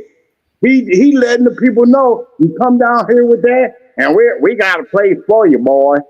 You know that's how they are. Okay. I'm gonna play. I'm gonna play Nadia video. Okay. He wasn't speaking. They're already shooting bullets and shit. Look, check it out. ICE out of Los Angeles. And what have they been doing these days? They just been attacking Mexican people because they don't belong, supposedly that they don't belong here, but I don't think that's okay because I'm out here speaking for people that can't speak. What are we doing here? Trying to fight for our people, you know? Okay, and what's the mission? The mission is to be heard. And they're the ones that are instigating this. At the end of the day, they're like bringing down families apart and everything. And it's not going to change a thing, bro. Hey, everybody's full of anger. At the end of the day, actions is going to only cause a reaction. Will it be peaceful? It's not going to be peaceful because they're already shooting bullets and shit. Look, check it out. Check it out. Oh, shit. Oh, shit. Oh, no. Shit's getting real. What happened? Cops out the nut, man, you know, trying to get through, ain't trying to let them get through. It's gonna get ugly though, cause you know we're in Rasa, bro, so that's how we act. This is just the beginning right here. So what's next? A war? You know what? I said it yesterday, and it's my wild guess, a civil war. Civil war. Actually, I'm Native American, so my people were killed first. I actually am Native American. What do you want to tell Donald Trump? Keep going. So you support all the raids? I support him. So why are you here? Because I have a...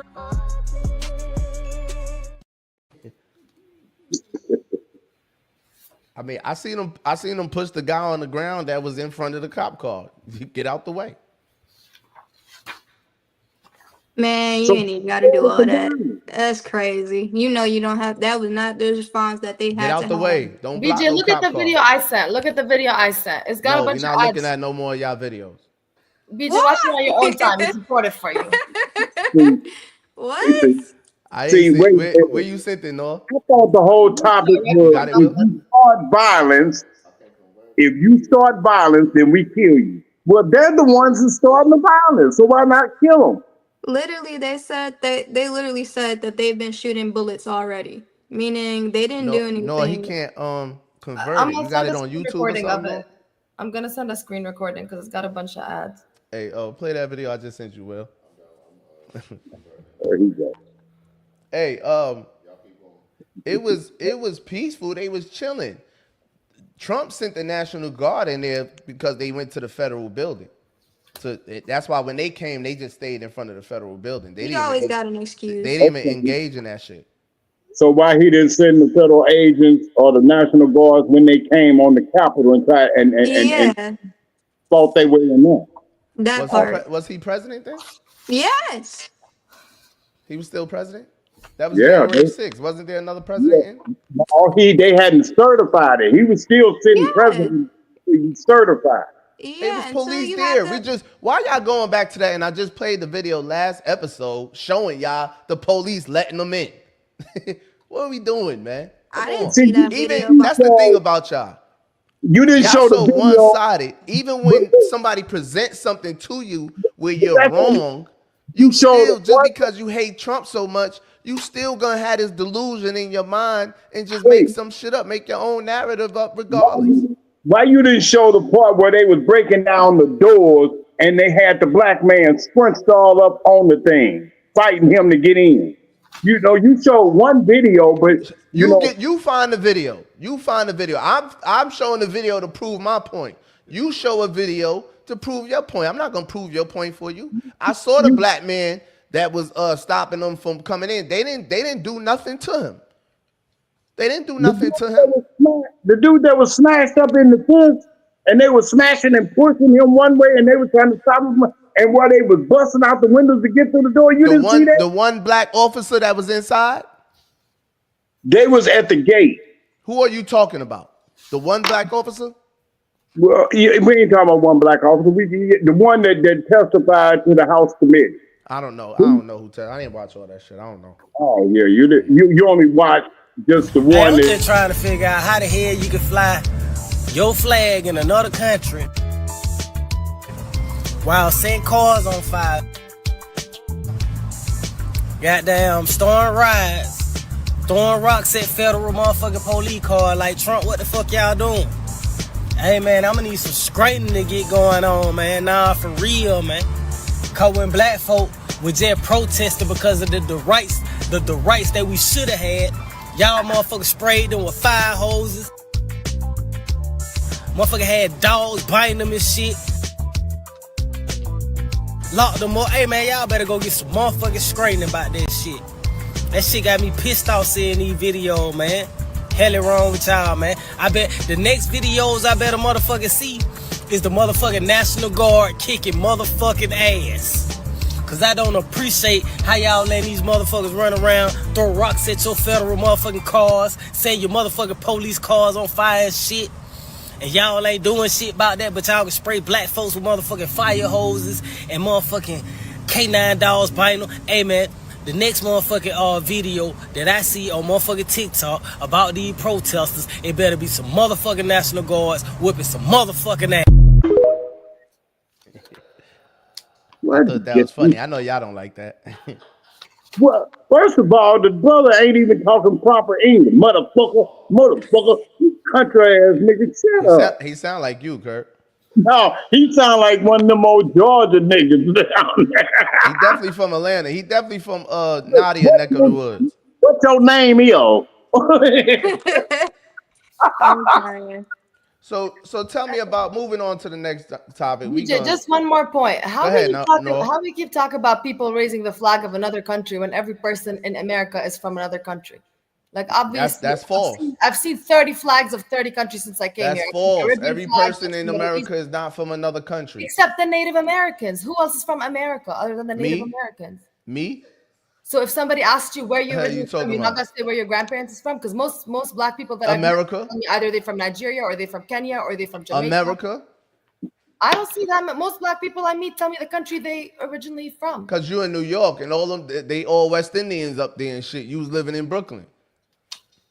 All the Americans moved to the South. All the African Americans don't claim their origin. All the Americans moved to the South, but you talking to West Indians and shit.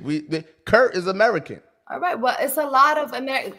You can be 4th generation American, you can be 6th generation American, but the people that still tightly hold on to where they came from and have like culturally and ethnicity wise. That's because they just came over here. So you're American if you've been here longer than 4 generations. 3? I'm American because I'm American. I don't know no other way to explain it. I'm So my American. grandkids will be American, right? Because I got an American Who? passport and I'm in America. So my grandkids, they can become American, even Yeah, though they'll be Americans. Why? What else would they be? Jordanians? Palestinian, Syrian, what I am. No. Why would they suddenly No. become American because their grandma and their and their parents lived in America? Why does that make them American? Their blood is an American. Oh, so if you going by blood, then that's something different. See, that's the problem with But I America don't know now. what Americans go by. That's the problem. That's the Residency. problem with America now. We let too many motherfuckers over here. The whole thing about it. That's the problem with America right now. America is not a nationality. America is a country. Yeah. So what's the nationality then? I mean, It's all nationalities here. You got Chinese American, you got black I'm not American. talking about them, Kurt. Us. What is our nationality? See, that's it. They took it from us, so we don't really know. So we just say, oh, well, we just American. But everybody else gets to claim what their nationality is. So somebody from Asia, what they're Asian, right? Asian American. All right, so I'm American. I'm dying. I'm African American. Somebody from Africa is African. So you're just American American? Yeah. So you're telling me you're indigenous? Yeah, because I feel like only natives can really say that. Yeah, I'm indigenous. Yes. So you don't. If you trace your great grandmother's mother and father, they would have been here. American. Yes. So you don't think you got no nationality, genealogy that come out of Africa? Of course I do. If you want to go back 8, 9, 10 generations, but I'm not. Why the fuck would I do that? Because they do. I don't give a damn what you. Yo, y'all are too concerned with what everyone else do. That's the problem with the black race. Y'all too concerned about what everyone else do. I'm only concerned about what I'm doing. America is a country. It's not a nationality. Okay. There is no American nationality. What does it say on the census? I get where he's coming from. What does it say on the census? That's what you like to go to, the census. What do it say on your birth certificate? I don't even know. I know what it says, black. And that's not a nationality. That's what they gave you. So now you think you're just an American America. But your nationality is what they took from you so that you don't know. Okay. You got to be able to attach to what your nationality is in order to be recognized. That's all I'm saying.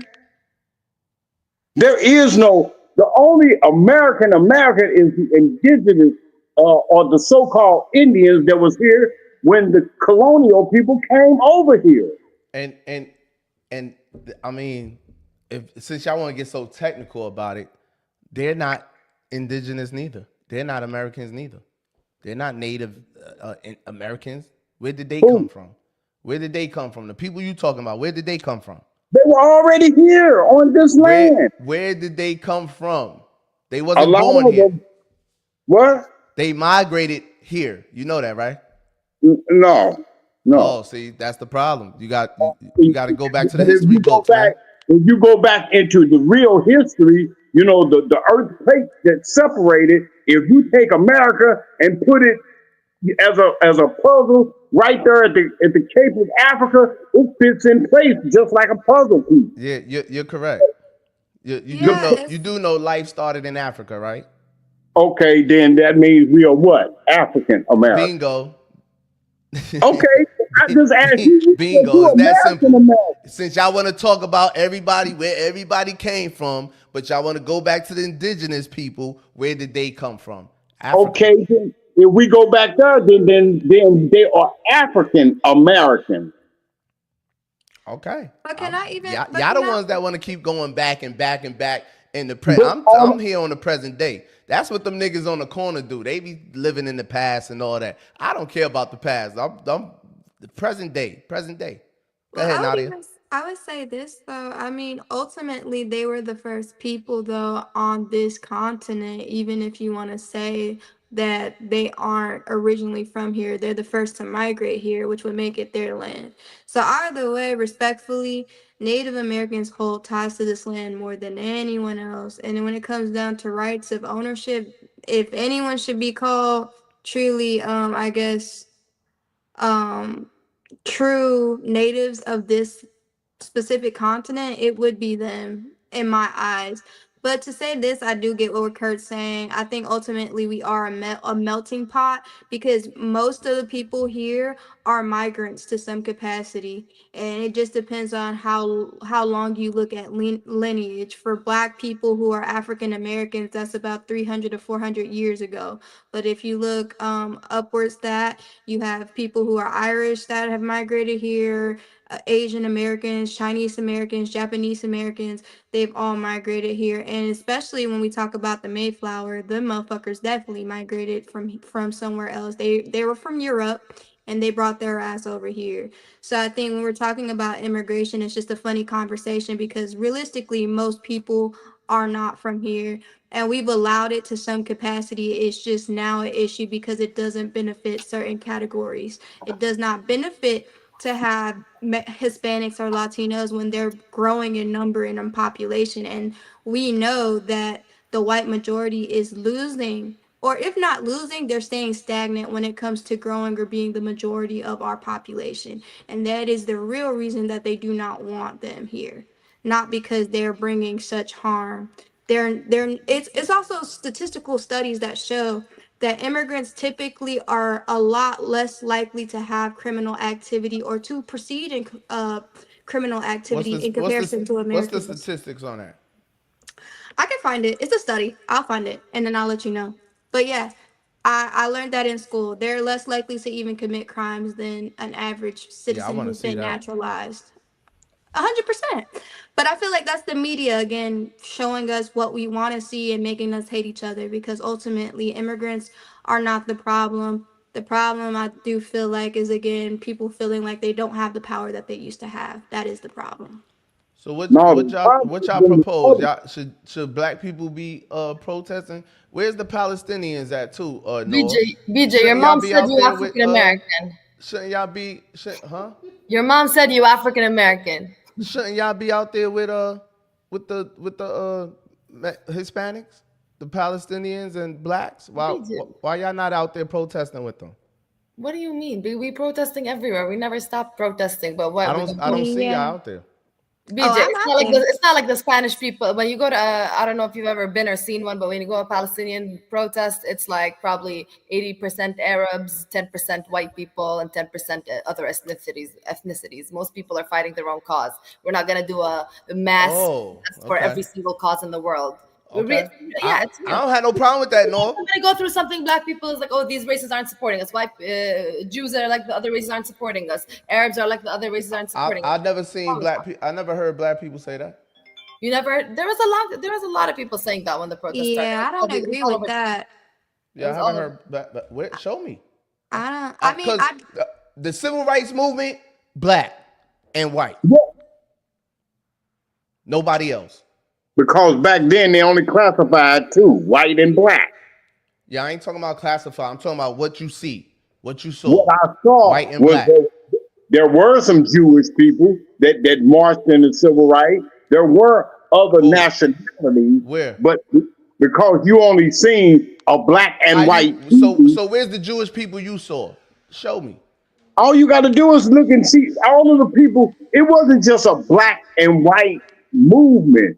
Some of those people that you saw on the TV that looked like they were white were of other ethnicities. How you know? How do I know? Because I grew up a lot during the civil rights movement. So what? It was So you more was than just protesting white, too? huh? You was protesting too? Man, I was young. All I right. So was. how do you know that these white people you seen on TV were Jewish? All you got to do is research their name. That's why You I'm know, asking you. Who you talking about? Who you talking about? it was. You obviously already did the research, Kurt. That's why Okay, I'm asking no, you. but have you done the research that it was just black and white? It wasn't just a Yeah, black and white. yeah, yes. There were Muslims that was there too. I ain't seen no Muslims. I ain't seen them. Okay. What Muslims? Because the Nation of Islam didn't fuck with it. So what Muslims are you talking about? What Muslims are you talking about was participating? What Muslims are you talking about participated in the civil rights movement? Because I'm not gonna bring up some country nigga down in Georgia talking smack. See, that TikTok stuff is not any, credible evidence that you can put in front of my face and say, "Oh, well, it's just black and white," because it wasn't just black and white. Your TV was just black and white. We don't know what ethnicity a lot of the power structures were. Unknown caller. Okay, let me tell you one person. Kennedy was not a white American. He was I'm not even talking about all that, man. All right. If you're not going to show me the research that you did and the names that you got to prove that these people were Jewish, don't worry about it. We can move on. Let's use John F. Kennedy for one. I'm not talking about the president, bro. We talking about the civil rights movement. The people that was out there with the black people protesting and marching. You said it was Jews with them and it was Muslims with them. Where? John F. Kennedy sat down with Dr. Martin Luther King with the whole civil rights movement. He was not a white American. Okay. His lineage was not of America. He was what? What is the Kennedy? I forgot what nationality they are, but it wasn't just a white or black issue. That's all I'm saying. So now Kennedy was out there marching with them during the movement. He was out there with the movement. Just because you march doesn't mean you're the only one. Man. I'm glad you're not teaching in these schools, but man, look. That man said Kennedy was out there marching with them, man. If the only material you got is something off of TikTok, which is a Chinese angry, whatever they call that thing, then that's not evidence. That's not. Show me. All right, let's do this, Kurt, because I'm moving on to North and Iran and Israel. This what I want to know. Can you show me where it was a Muslim, a Jew, or Kennedy marching with the civil rights movement? Involved with the civil rights. We don't have to even keep talking. Just show me. That's what you said. Just show me. The civil rights movement was just not the march. It was the whole movement. Who all were involved with it? The marches were not the only part of the civil rights. You had more than white and black that were involved in the civil rights. Tell him to turn his TV down. His TV down. My TV? Yeah, turn yours down because it's echoing. All right. Who we got on the phone? Then we moving on to Noah and Iran. Huh?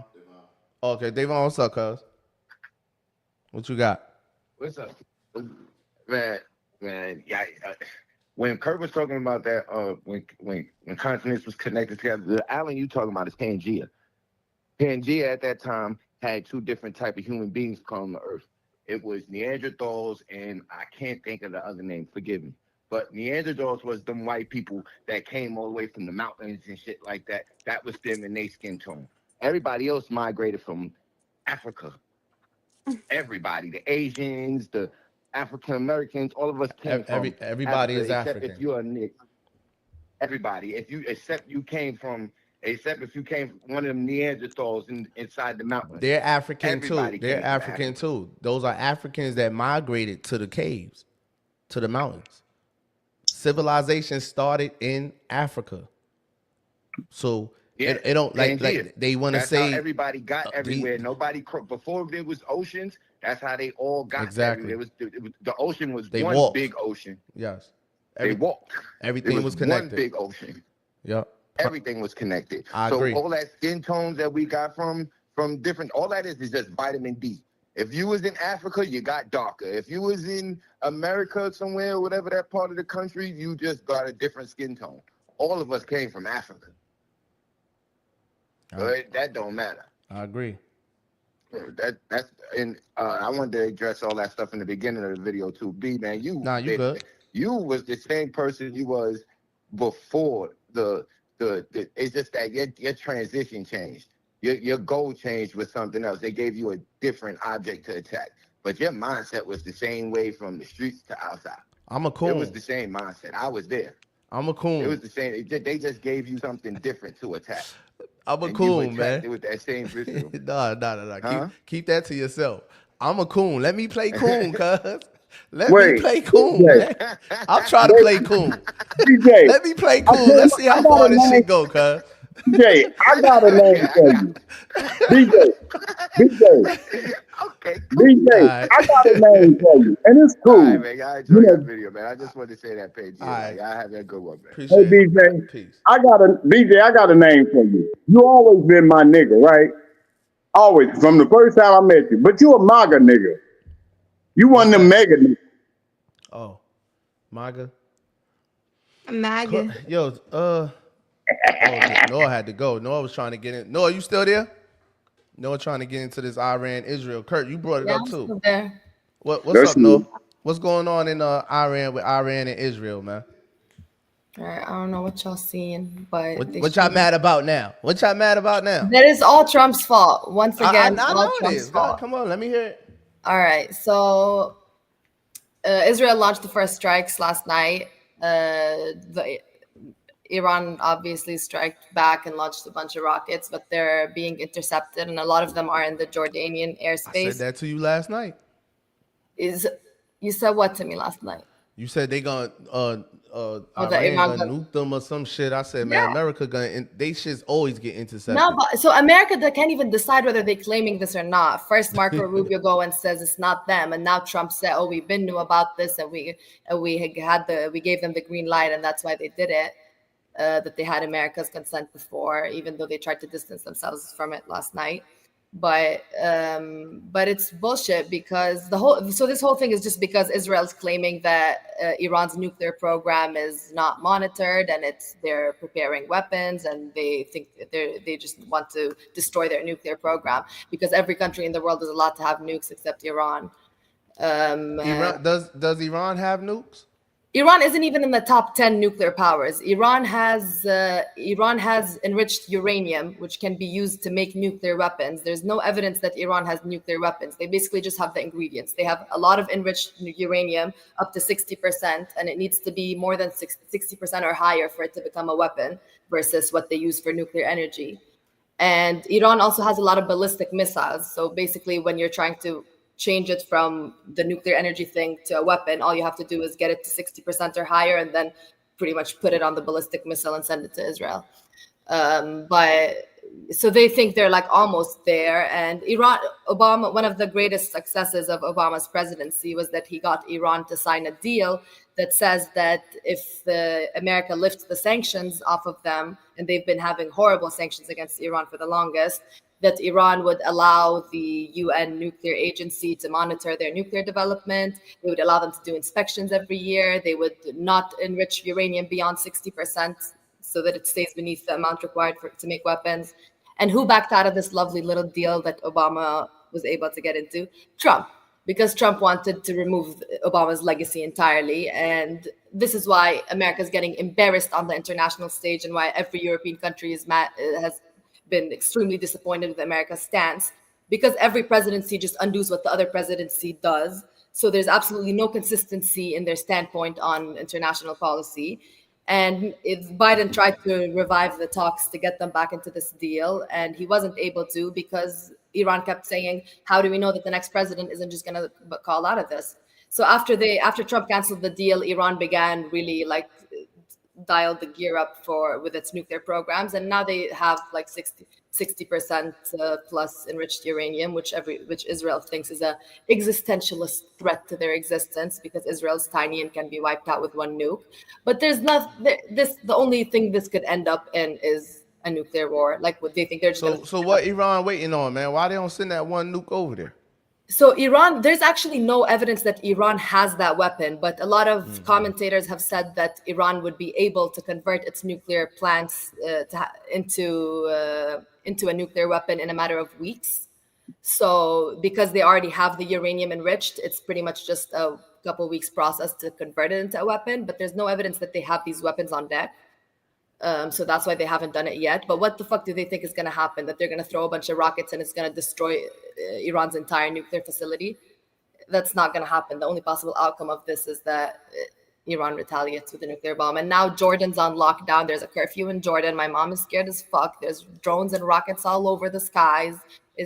affecting every other country in the region. And then Saudi Arabia is going to get involved. We're going to start a nuclear race between Saudi Arabia and Iran, and the whole world would go to shit. Why? Because Trump decided to back out of a fucking deal that was a really good deal. I have something to say. Oh, my heart my chest is going because while I do blame Trump 100%, I think Of course you do. he's awful. Yeah, he's awful 100%. But I blame the people who voted for him.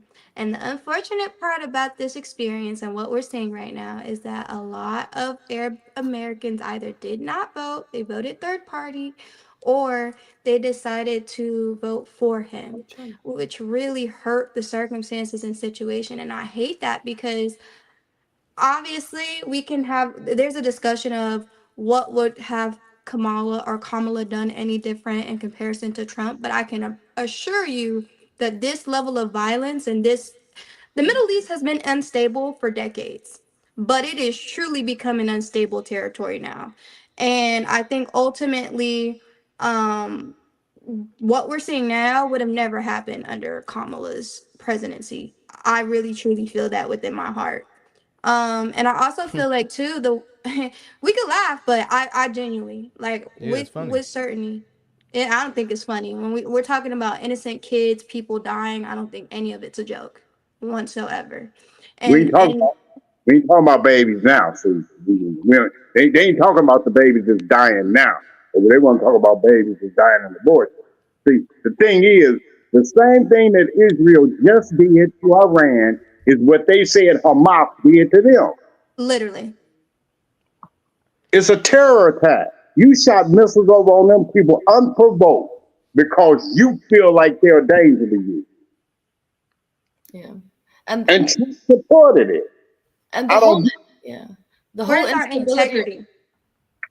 The whole instability argument is also really like used in a way where, like, because the Middle East is seen as so unstable, and it has been unstable due to the intervention of various actors, and it's not just been an Arab problem started by Arabs, it's been a lot of outside intervention. But the instability of the Middle East is always used as leverage, where Israel is seen as the stabilizing force, America's ally in a very dangerous region, and Israel is keeping the peace, and that's why they have to do these things and destroy people's nuclear programs, when in reality Iran's program is not one of the top 10 most powerful. Every country is allowed to have a nuclear program, it's just monitored. And Israel in particular has not ratified any treaty that allows for international oversight of its nuclear program. Nobody knows how many nuclear weapons Israel has. All we know is that they have a program. So nobody has to police Israel, because Israel is the stabilizing force in this unstable region where Arabs and Muslims are just randomly throwing bombs and building nukes. But Israel having nukes, Israel not ratifying any treaty, even the latest one, which almost every single country except 4 countries didn't sign it. One of the parties that didn't sign it is Israel. And then for it to come now and say your nuclear program is too threatening because you're not allowing international oversight, or because you're enriching uranium too much, when we don't even know what the fuck they're doing with their nuclear program, because they don't allow anybody to do inspections in Israel. They wouldn't have done this attack if they didn't have at least one nuclear weapon on deck ready to go. They wouldn't have done this attack. There's no way they're not anticipating a potential nuclear bomb going there. And then what? 4 countries disappear in the Middle East. Iran disappears. Saudi Arabia gets in, like, the whole region goes to shit. Because America can't even control its fucking allies. America will do anything for Israel, but it can't even control it. Where America was supposed to have 6 rounds of negotiations that start this Sunday in Iran that Trump had sent. And he can't control his ally enough to not launch airstrikes 2 days before Americans were going there to negotiate a nuclear deal. Absolutely. Is it up to America or the UN or NATO? Well, no. America's in the Security Council and has veto power. It's not like the UN is anything without America's support. Every single of the 5 superpowers have to agree on one thing. Yeah. And so but they have done things when America didn't agree with it. They still went on and did shit because Britain and UK and all them, Germany and all that agreed with it. Not any major decisions. They destroyed Africa. They destroyed Africa. England, the British and the French and all that been doing whatever they want to do to Africa for the longest. But they're against the NATO wishes. The UN and the Security Council is a very recent invention, all post World War II. So anything you're thinking of before World War II, it was just pure chaos at the time. The only reason we have these international I'm talking about after World War II. I'm talking about recently. I'm talking about actually Actually, when Obama was in presidency, Oh, Obama killed Gaddafi, Saddam, Lumumba, Yeah, and all great leaders that was doing for their people. everybody was in support of that. Gaddafi was all the five superpowers were in support of that. There was Yeah, not one it wasn't superpower just standing up for us. who was standing up for Gaddafi. The problem is America wants to stand up for Africa, that guy. African leaders. Africa is not on the Security Council. Nothing matters but the five superpowers in the UN. That's it. So, all right. So, if nothing matters when it comes to Africans, nothing matters but the 5 superpowers in the UN. I'm saying Then legally, not nothing matters functionally. but the 5 superpowers in the UN for everybody. Yeah. Okay, then And that's that's what a it big is. problem in how the UN functions. The fact that America could just raise its hand and say veto to anything, the fact that any of these countries are given this power is absolutely ridiculous. It's Because absurd. It's yeah, absurd. And we watch a lot of when we talk about genocides, when we talk about what is happening now in Palestine, when we talk about what's been happening in other parts of the world like Africa, we notice that we turn a blind eye, and that's because certain countries, especially the top 5, don't pay attention, or not attentive enough, or don't act quickly enough in these circumstances, even though they have the say-so power to make a decision. That being said, though, I think ultimately, um, it's definitely an abuse of power. I think that our connections with Israel, if I was personally a political leader, I would completely demolish it, because for one, they're not even big enough to really, I don't understand why they pick the fight that they do, because they really are surrounded by other countries. And I feel like although those countries might be unstable, it's a lot against Israel. The only thing that really holds their power and dynamic is the fact that they're associated with us. And even if you go against the grain of thinking about other people, the children that are dying, the women that are dying, the innocent civilians that are dying, think about the amount of tax dollars that we're pouring to a country to literally assault and harm and hurt other people. It is just absolutely absurd. And the thing about it is, I quote in doubt, Trump said that he would be able to have this solved immediately. He said that he would be able to do something about this situation. He said that he would be able to make peace, whatever. He can't do anything. And it shows, it truly shows his overall power. He cannot control other countries and their sovereignty, and he's not a good diplomat. 100%. He's a horrendous diplomat. Um, and I don't know. I don't know necessarily what we can do as Americans under the circumstance besides protest, and continue to try to aid the situation with the money and resources that we do have. But I also think too, something we talked about before that I want to say, I know that a lot of Black people support the movement of Palestine, have supported other movements in general, even when it comes to immigration that's happening to Hispanic and Latinos. It sucks that it's not seen enough, but I feel like the Black community is really good about coming together or trying to help other, I guess, other people with their fights. 100%. So Black people ain't got no business helping nobody with their fight. Can't even help themselves. Black people can't even help themselves, but we the best at helping other people with their fight. We've been through it. Shit, ain't that so? People that don't even give a fuck about Black people. Word up. What fight we supposed to be helping?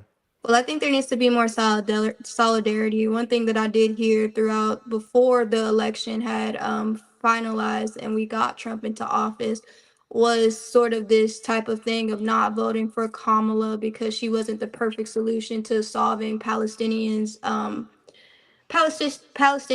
genocide and what they were going through. And I feel like that's unfortunate to hear, because ultimately I think that the circumstances are a lot worse because of who we have in office. And I think ultimately there needs to be conversations within certain communities about having more solidarity amongst other people, even if the solution doesn't look perfect. It does need to be something. Sometimes there's never going to be a perfect solution, but there is a better choice. And I feel like a lot of communities, whether that comes down to Latinos and Hispanics or it comes down to Arab Americans, I feel like they made a decision that went against the grain of what was best for them, and now they're seeing the repercussions of that. 100%.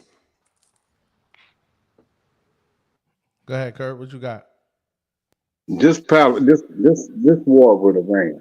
See, listen, that's a proxy war. Of course, Iran controls the Strait of Hormuz, which is where 70% of the world oil has the Straits of Hormuz. Gas prices is getting ready to spike. You know, Russia backs Iran, China backs Iran. Now you get into a proxy war with Iran. Now, Iran knows that those bombs are dropped on their land and killed their people. See, the first wave of strike wasn't after the nuclear program. They hit like those guards that's guarding the president or the religious supreme leader of Iran, who's a Muslim. See, this whole thing is about, like Donald Trump said it himself, we should have took the oil when we had a chance to.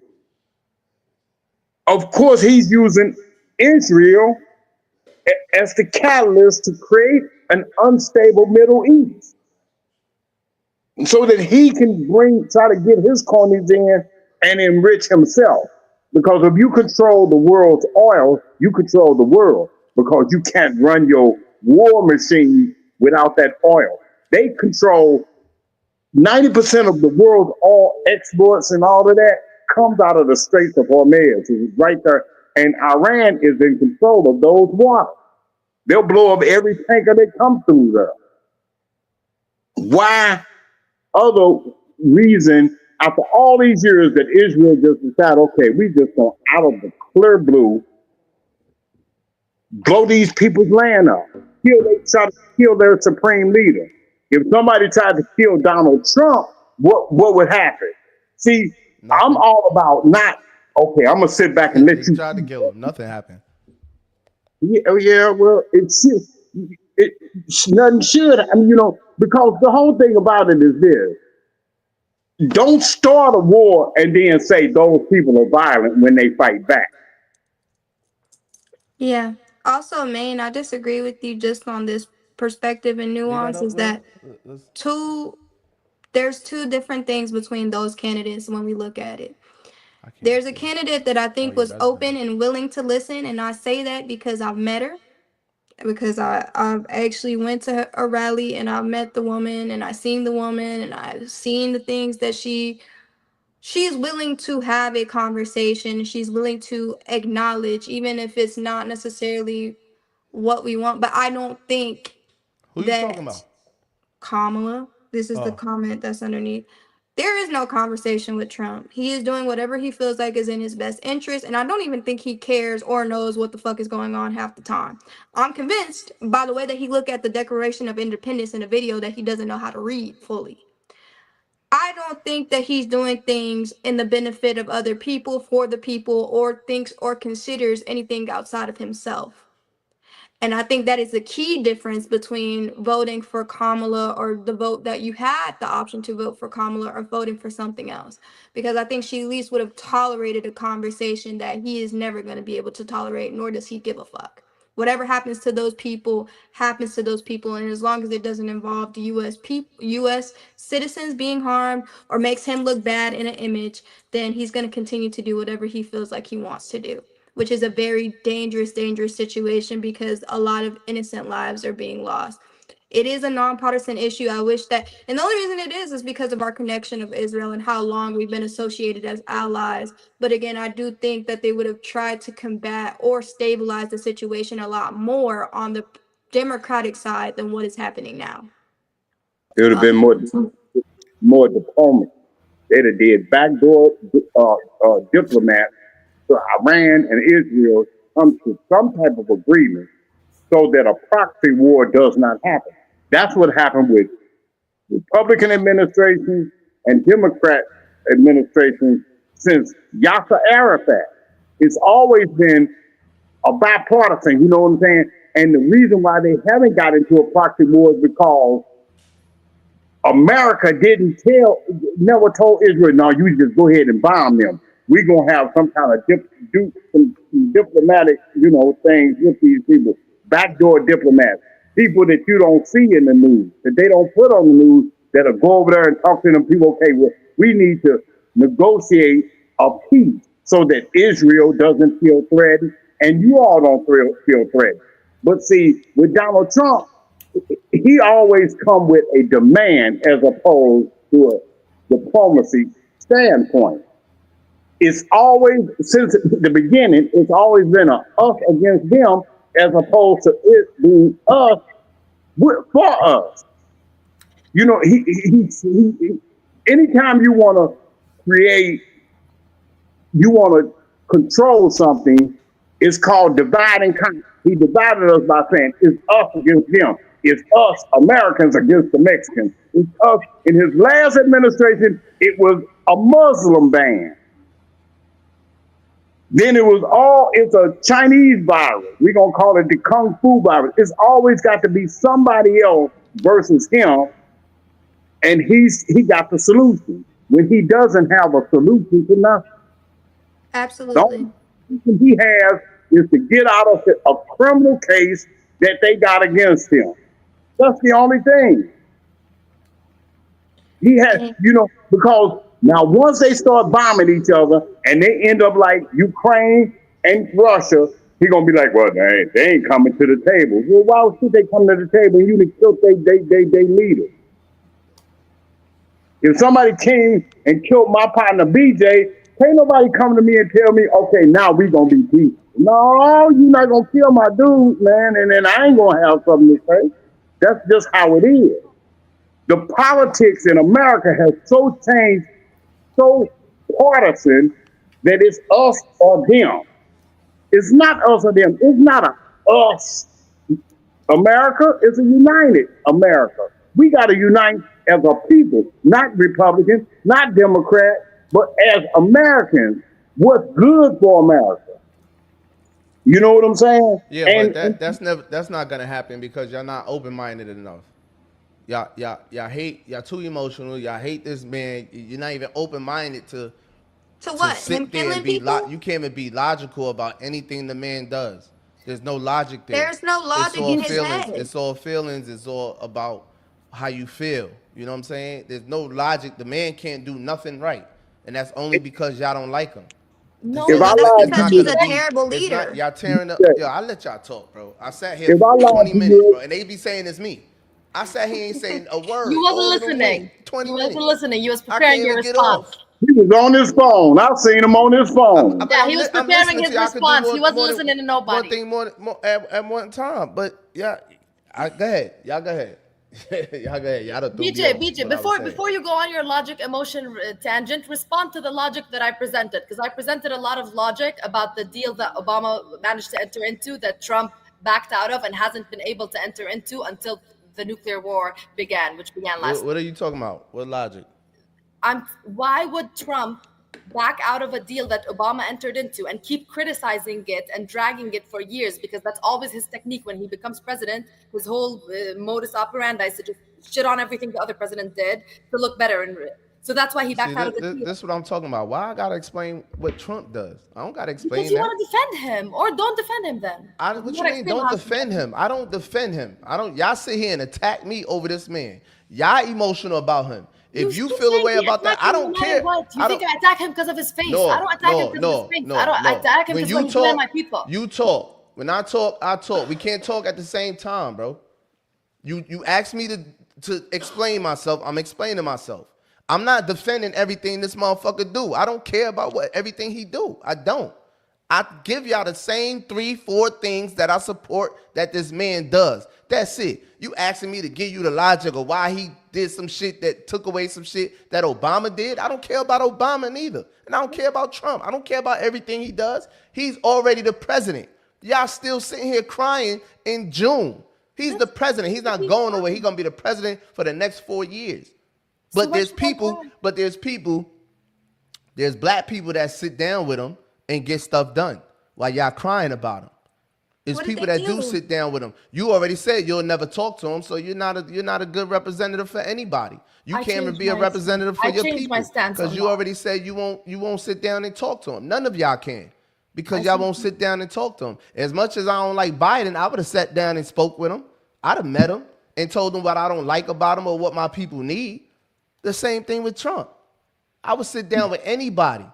But That's what a leader is. If y'all not trying to be a leader of y'all people, I understand. I'm not saying that.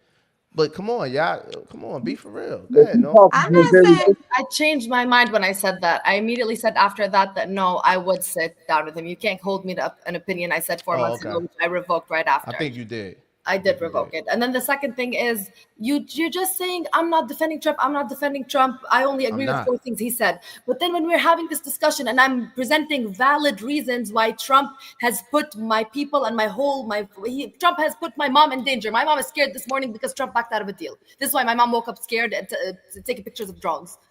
I'm criticizing So him for what do something you valid want that's me to happening. say And about you're that? telling me that, oh, y'all just criticize everything Trump say. Y'all just stuck of I emotion. wasn't talking about that. No, I wasn't even talking to you. No, I was talking to them. I Well, wasn't they talking was about making what the you same just points that I was presented. making, so I took it. You just presented something, okay? Listen, I got a whole chat of black men that attack me about Trump. I get attacked from everybody about Trump. But one man in particular said when he said because I asked and all I asked simple questions. I don't call y'all coons. I don't call y'all nothing. I don't call y'all names for who y'all chose. Everybody got the right to choose, right? That's what y'all big on. Everybody got the right to choice. But Nadia said last time that if you made the choice of Trump, you're stupid. You're not intellectual. All right. But I asked the guy why he support Biden, and he said Biden did something that gave his wife more money as a teacher. And I said, oh, I respect that. And left him alone. I said, all right, I can see. All he had to do was give me one thing, and that made sense to me. That's it. It's that simple with me. I don't can I have a say side. this? I'm Can not pledging allegiance to none of these niggas, man. can I You say are. something? Y'all Can pledging allegiance to y'all, whatever y'all pledging allegiance to. I No, don't care about none of if this you shit. ever ask me why I chose Biden, I'm gonna give you something that Trump did to explain to you why I didn't choose Trump. Because I didn't choose Biden See, because of that don't Biden. make no sense. That makes The you lesser of two emotional. evils. It's a whole Because if I concept. ask you No, about because why, Trump if is I more ask you harmful why for you my chose interests than Biden, Biden. you don't How is give me that a reason emotional? why you don't choose Trump. You give me a reason why you chose Biden. There is nothing particularly that I like about Biden besides me generally having an affinity towards Democratic views.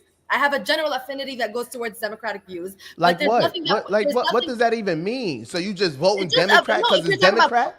If you're talking about social issues, I'm more liberal than conservative. I'm generally more liberal than conservative. I don't want to About what? convert About values from what? the 1800s. About About what? social issues, about abortion. I don't want anybody getting.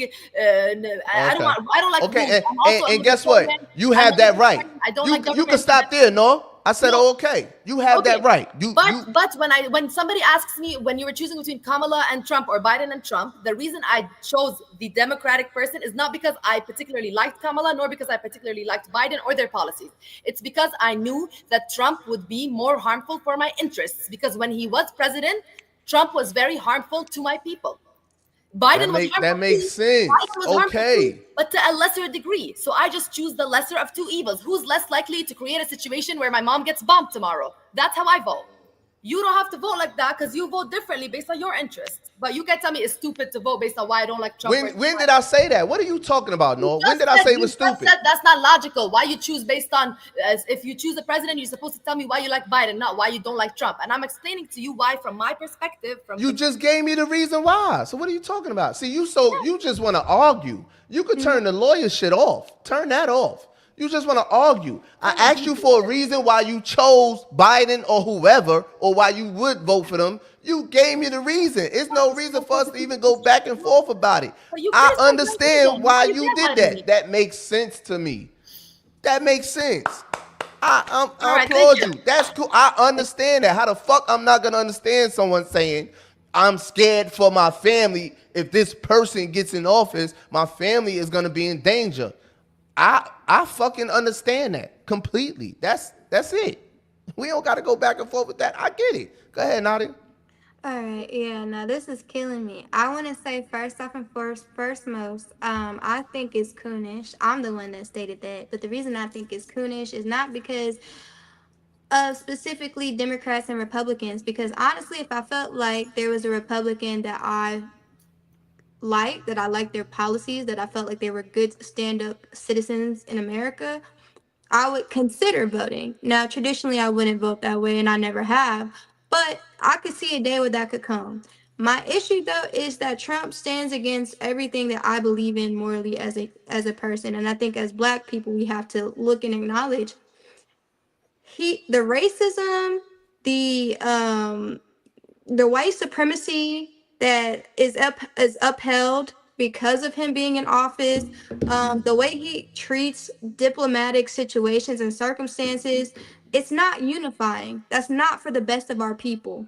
Our country is a melting pot, and it's never not going to be a melting pot. So someone that goes in a disinterest of bringing or separating our people is not good. It's not a good thing to do overall. And I think ultimately too, the people that voted for him didn't have enough hindsight. When I see SPV, I seen a comment you made earlier.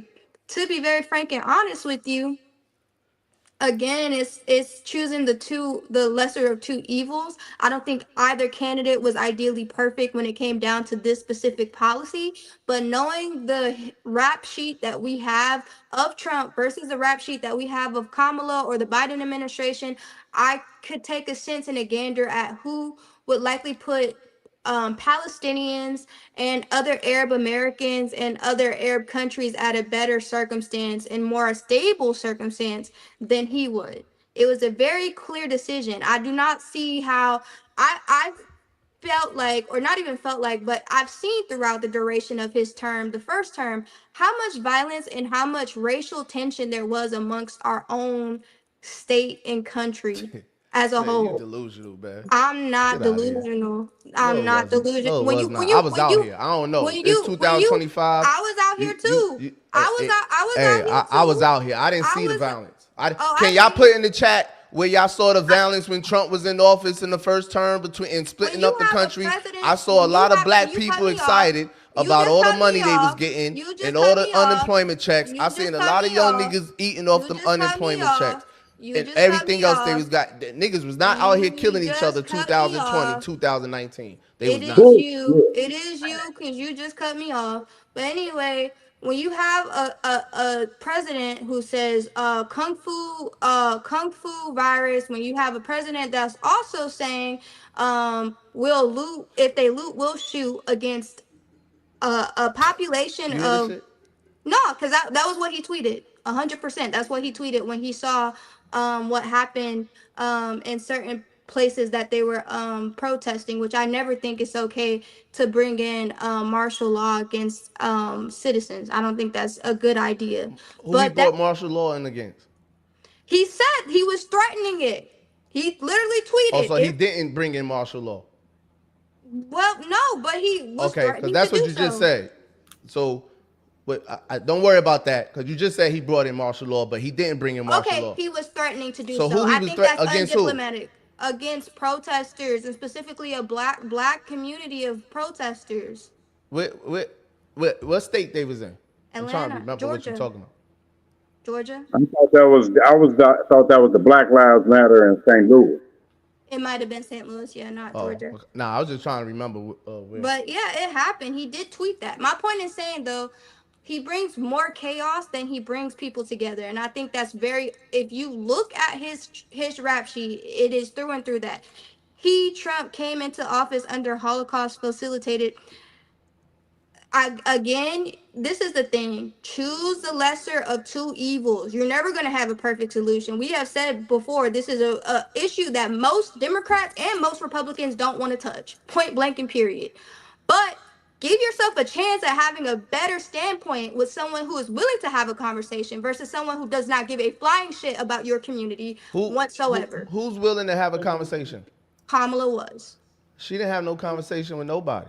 Because she didn't get the chance to. Where was the chance? Let's stay on that point because you said that a few times. Trump sat down with everybody, even his first term. Who? Trump sat down with everybody. Trump sat down with Ice Cube. His first term, Trump sat down with Ice Cube when Biden and them didn't want to. When Biden, not the first time, I guess he was running his second term. Trump sat down with Ice Cube with the platinum package and all that. Trump sat down with him. Biden and them said no. Trump sat down with the black women. What was the name of them black women? The black women journalist coalition or something. Kamala didn't go sit down with them black women. They asked to speak to Kamala. Kamala didn't sit down. Kamala sat down with nobody but who? Oprah? Yeah. She sat down with nobody. You know what Trump did? Trump sat down with everybody. Podcast all. Sat down Trump with had 3 every black women. right. 2 of them attacked him. Where Trump are had, these narratives y'all get? Where y'all getting these narratives from? you And got this, that's why I don't fuck with y'all. That's why I don't fuck with the Democratic Party. This is wait, why. Because y'all but sit there, see, y'all delusional, while y'all sit there and There's say, no this delusion. black, you call a black person coonish because they made a choice. No, the problem is y'all delusional. Okay? wait, These narratives y'all come up with are fake narratives. She just sat here multiple like, times and said Trump didn't sit down with nobody, but Kamala did. Kamala didn't I sit did down with not nobody. say that. First off, I said that he didn't want to have the conversation and he did He not have a did. conversation. But he did. That he was Plenty of going to end conversations with something. everyone. We could Okay. stay. Let's stay with the 3 black women he spoke with. no, Kamala but let's did. talk And about the insulted? real political arena. He did not. He didn't bring any Democrats into those conferences. At least Kamala said that if she was elected, she would at least have some Republicans in her cabinet. Trump ain't gonna have no Democrat in his cabinet I wouldn't nowhere. have y'all in my cabinet. Me. I wouldn't have y'all in my cabinet. Hell, you talking Okay, about? Why would I want y'all in my cabinet? Why would I want people that hate why? me in my Okay, cabinet? Makes why did? sense. Okay, now you talking then Y'all hate them. before I can get one sentence out, you cut me Y'all out. hate them. Okay, I okay, don't but hate you him. hate I think he's Democrats. stupid. I don't hate You nobody.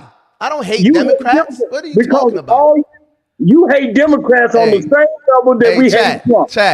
chat. Just pay attention to the narrative that they put on me.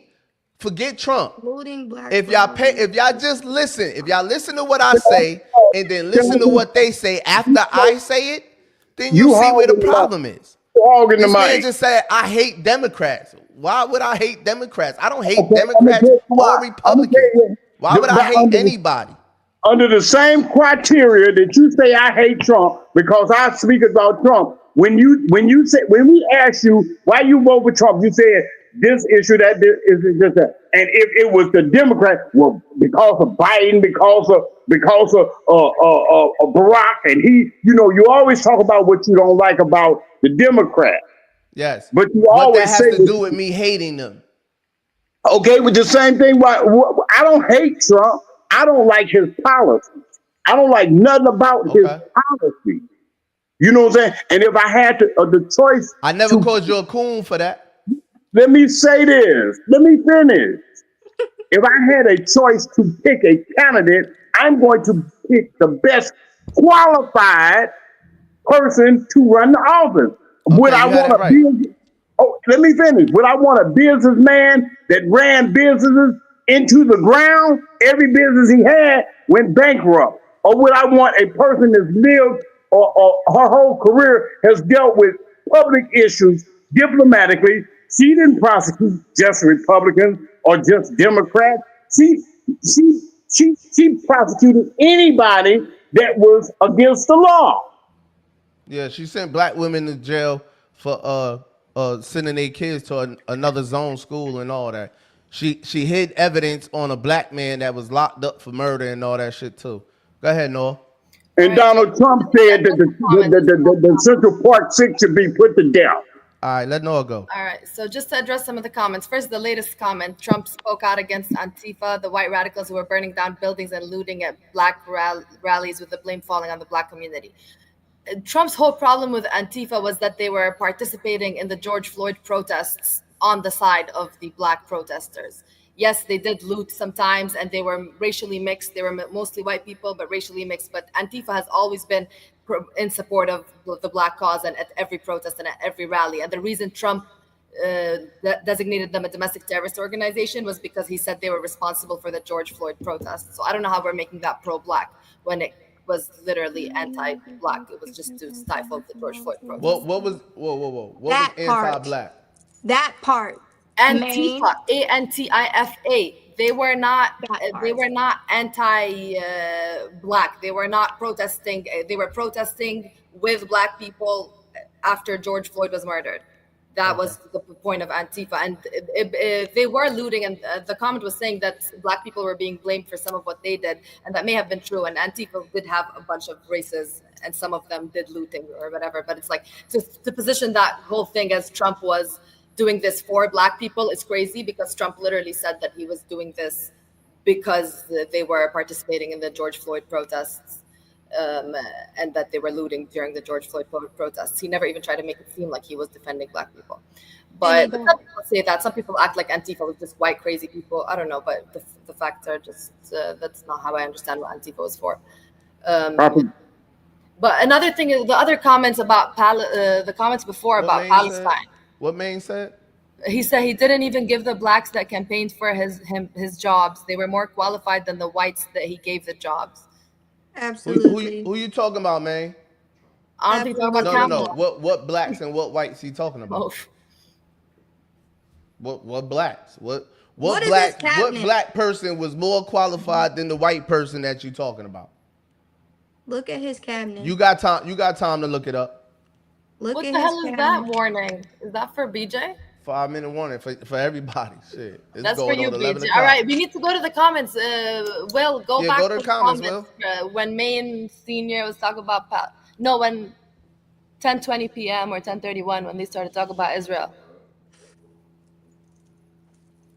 Maine said USA policy with Israel is probably the only non-partisan issue we have. Wouldn't have been much of a difference under Kamala. And then I don't know who that account is, but it said.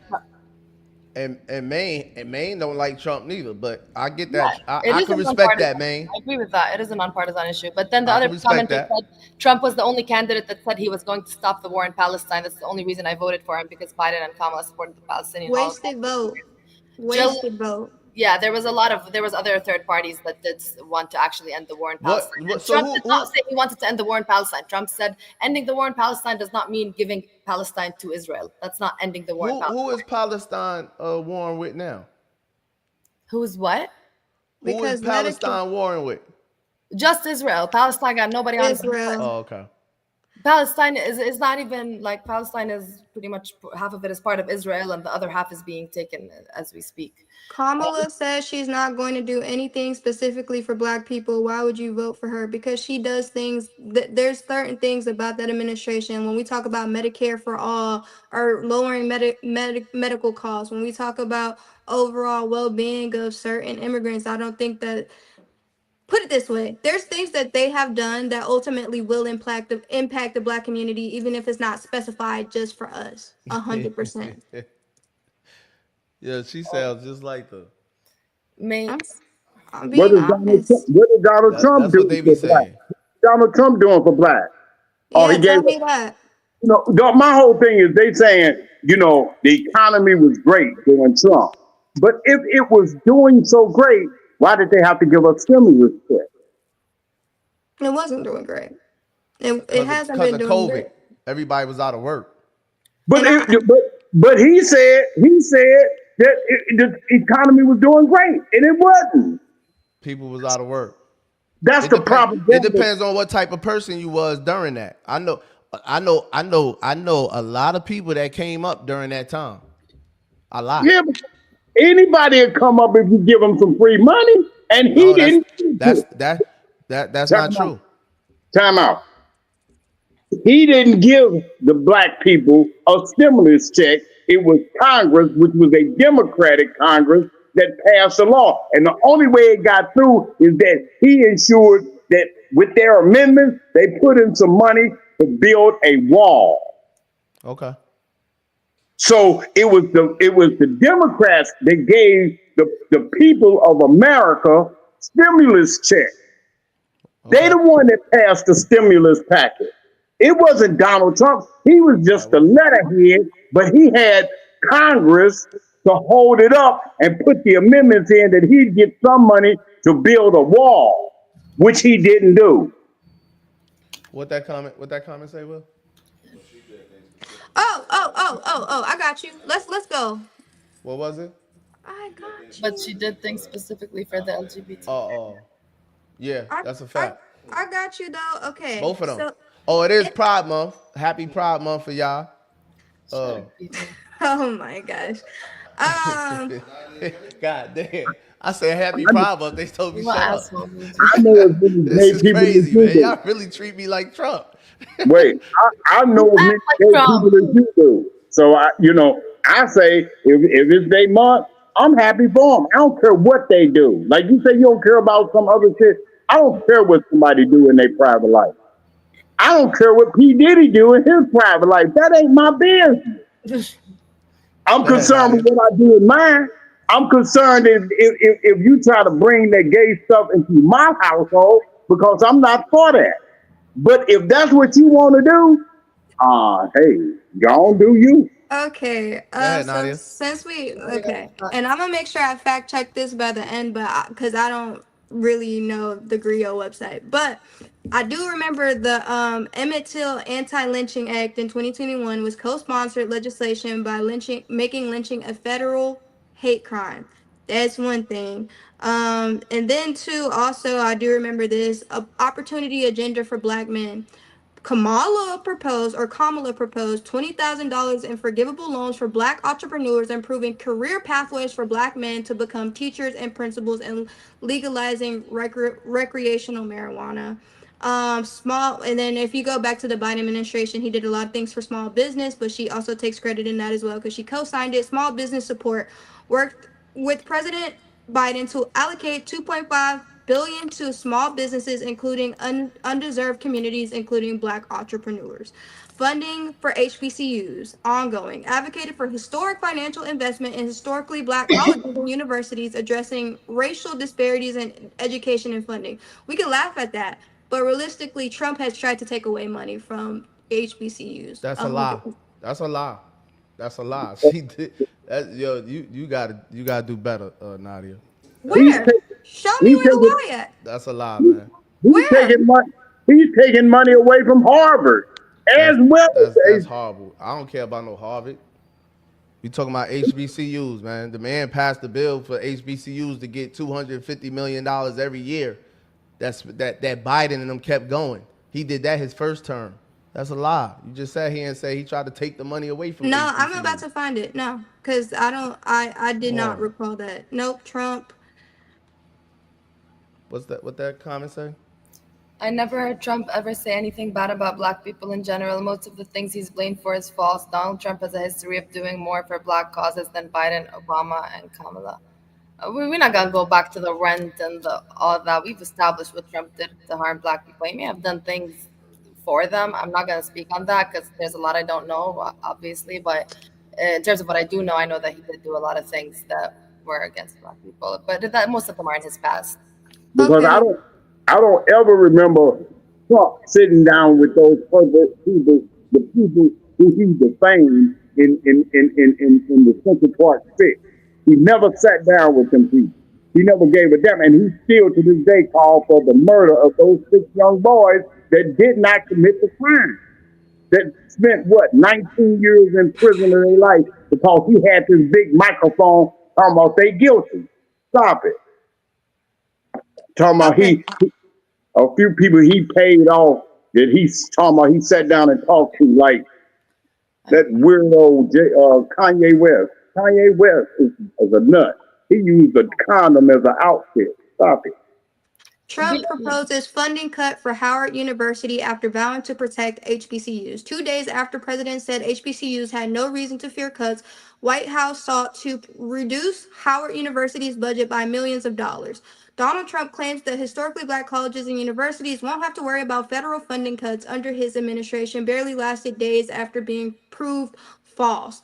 I wrote about the president vow to HBCU funding last week after the sports commentator Stephen Smith with MAGA movement. I documented it. The background here is that HBCU's leaders have openly threatened about Trump administration's attempt to dismantle education departments and assault on diversity initiatives could mean the substantial funding disappears. So no. But BJ, that's the thing. Neither you or What Nadia happened? You are talking about wrong. Howard or something? Yes, When that Howard. happened? That it said May 8th. That article came out May 8th. So he took money away from Howard. University. And he took Okay, money so from so Morgan Howard State. must got something going on that made him take money No, away they from just Howard. don't like what he BJ. gotta say. Yeah, And he don't hold like on, no, people hold that on, don't like no. what he I gotta say. we gotta do one at a time, bro. It's three of He y'all. don't like when Give me a people chance. go against him. He don't You like said people you who just argue said he against him. took money from HBCUs. That's what you That's said, not a right? HBCU? Okay. President Donald Trump on Thursday signed a bipartisan bill that will permanently provide more than $250 million a year to the nation's historically black colleges and universities, along with dozens of other institutions that serve large shares of minority students.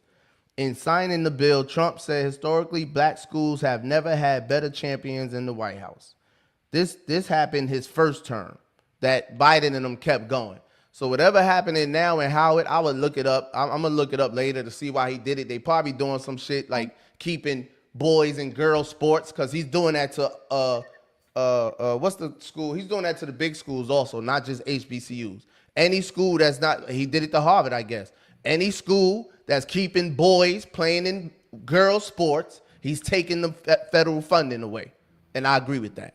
That's No, That goes also against took going money after from Harvard. But 250 million. He going after Harvard because they are using foreign students. Yeah, they using the Chinese students. That's a fact too. Get them up out of there too. Yeah. BJ, Yeah, he get them also up out of there took too. money from Morgan State. So research Morgan State and Howard after. He took money from Morgan State for their DEI policies. But that's the thing, you're like what you're arguing about. If you search I'm not for arguing nothing. That was a lie. all right, let me speak. If you search no, it's not a lie. If you search for a list of what are the things that Trump did that supported HBCUs and what are the things that he did that were against HBCUs interests, you'll find they're almost equal because it's politics and Trump is stupid like that. Like obviously he'll do things. Tell me what you're talking about, Law. I'm telling you, there's a billion cuts, the federal cuts that he made to all of these. Let me come up with like who? Like the federal grants, the Pell grants, the federal work study. He took those away? All of these grants were extremely important to the functioning of HBCUs. Did he take those away? He made them harder to receive. Yeah, he did severe cuts to them. They're gone? There's no Pell grants? I know he was pushing it. I'm not sure exactly how much of it. I want to get straight what you're saying.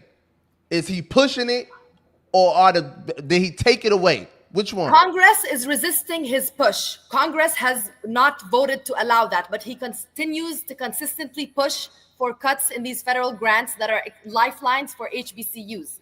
The fact that he had one bill that supported HBCUs does not discount all the single individual ways that he's negatively impacted their financial support and their interests. And I agree. I know he did that bill, and it's just like virtue signaling. Like obviously, he still has to be electable.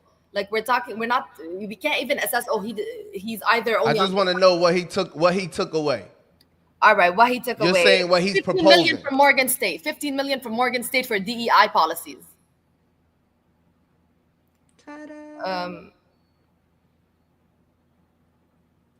But also too, he's making these programs harder to have as a all of those cuts is in his big beautiful bill, is what it's called.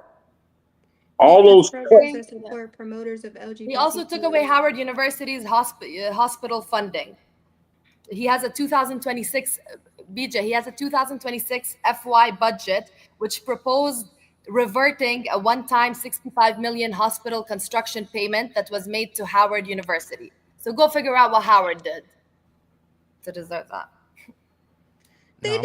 I'm looking at Morgan right now. To be honest, this is a crazy conversation because the common thing that when he cuts funding for certain things, it's because they don't benefit him. That is the only reason. You can make up assortments of, oh, they did this and they did that and they did this and the third. All it comes down to is they don't align with his agenda and therefore he will not promote it. That is all it comes down to. As long as he can do what he wants to do, as long as he's being looked at in a certain light that promotes him, then he's going to continue to give you funding. And if you don't do that, then don't expect anything from him, especially expect that he will cut you down a notch. That is all that it comes down to, people. And I don't understand how people haven't caught on to that. I don't get it. It's that whole. But they better listen to him. If y'all want them federal grants, y'all better listen to him. Cut the DEI program, then y'all got y'all money. He just as old as Sleepy. He just as old as Sleepy Joe. He gonna be dead in 4. Now you want the man dead.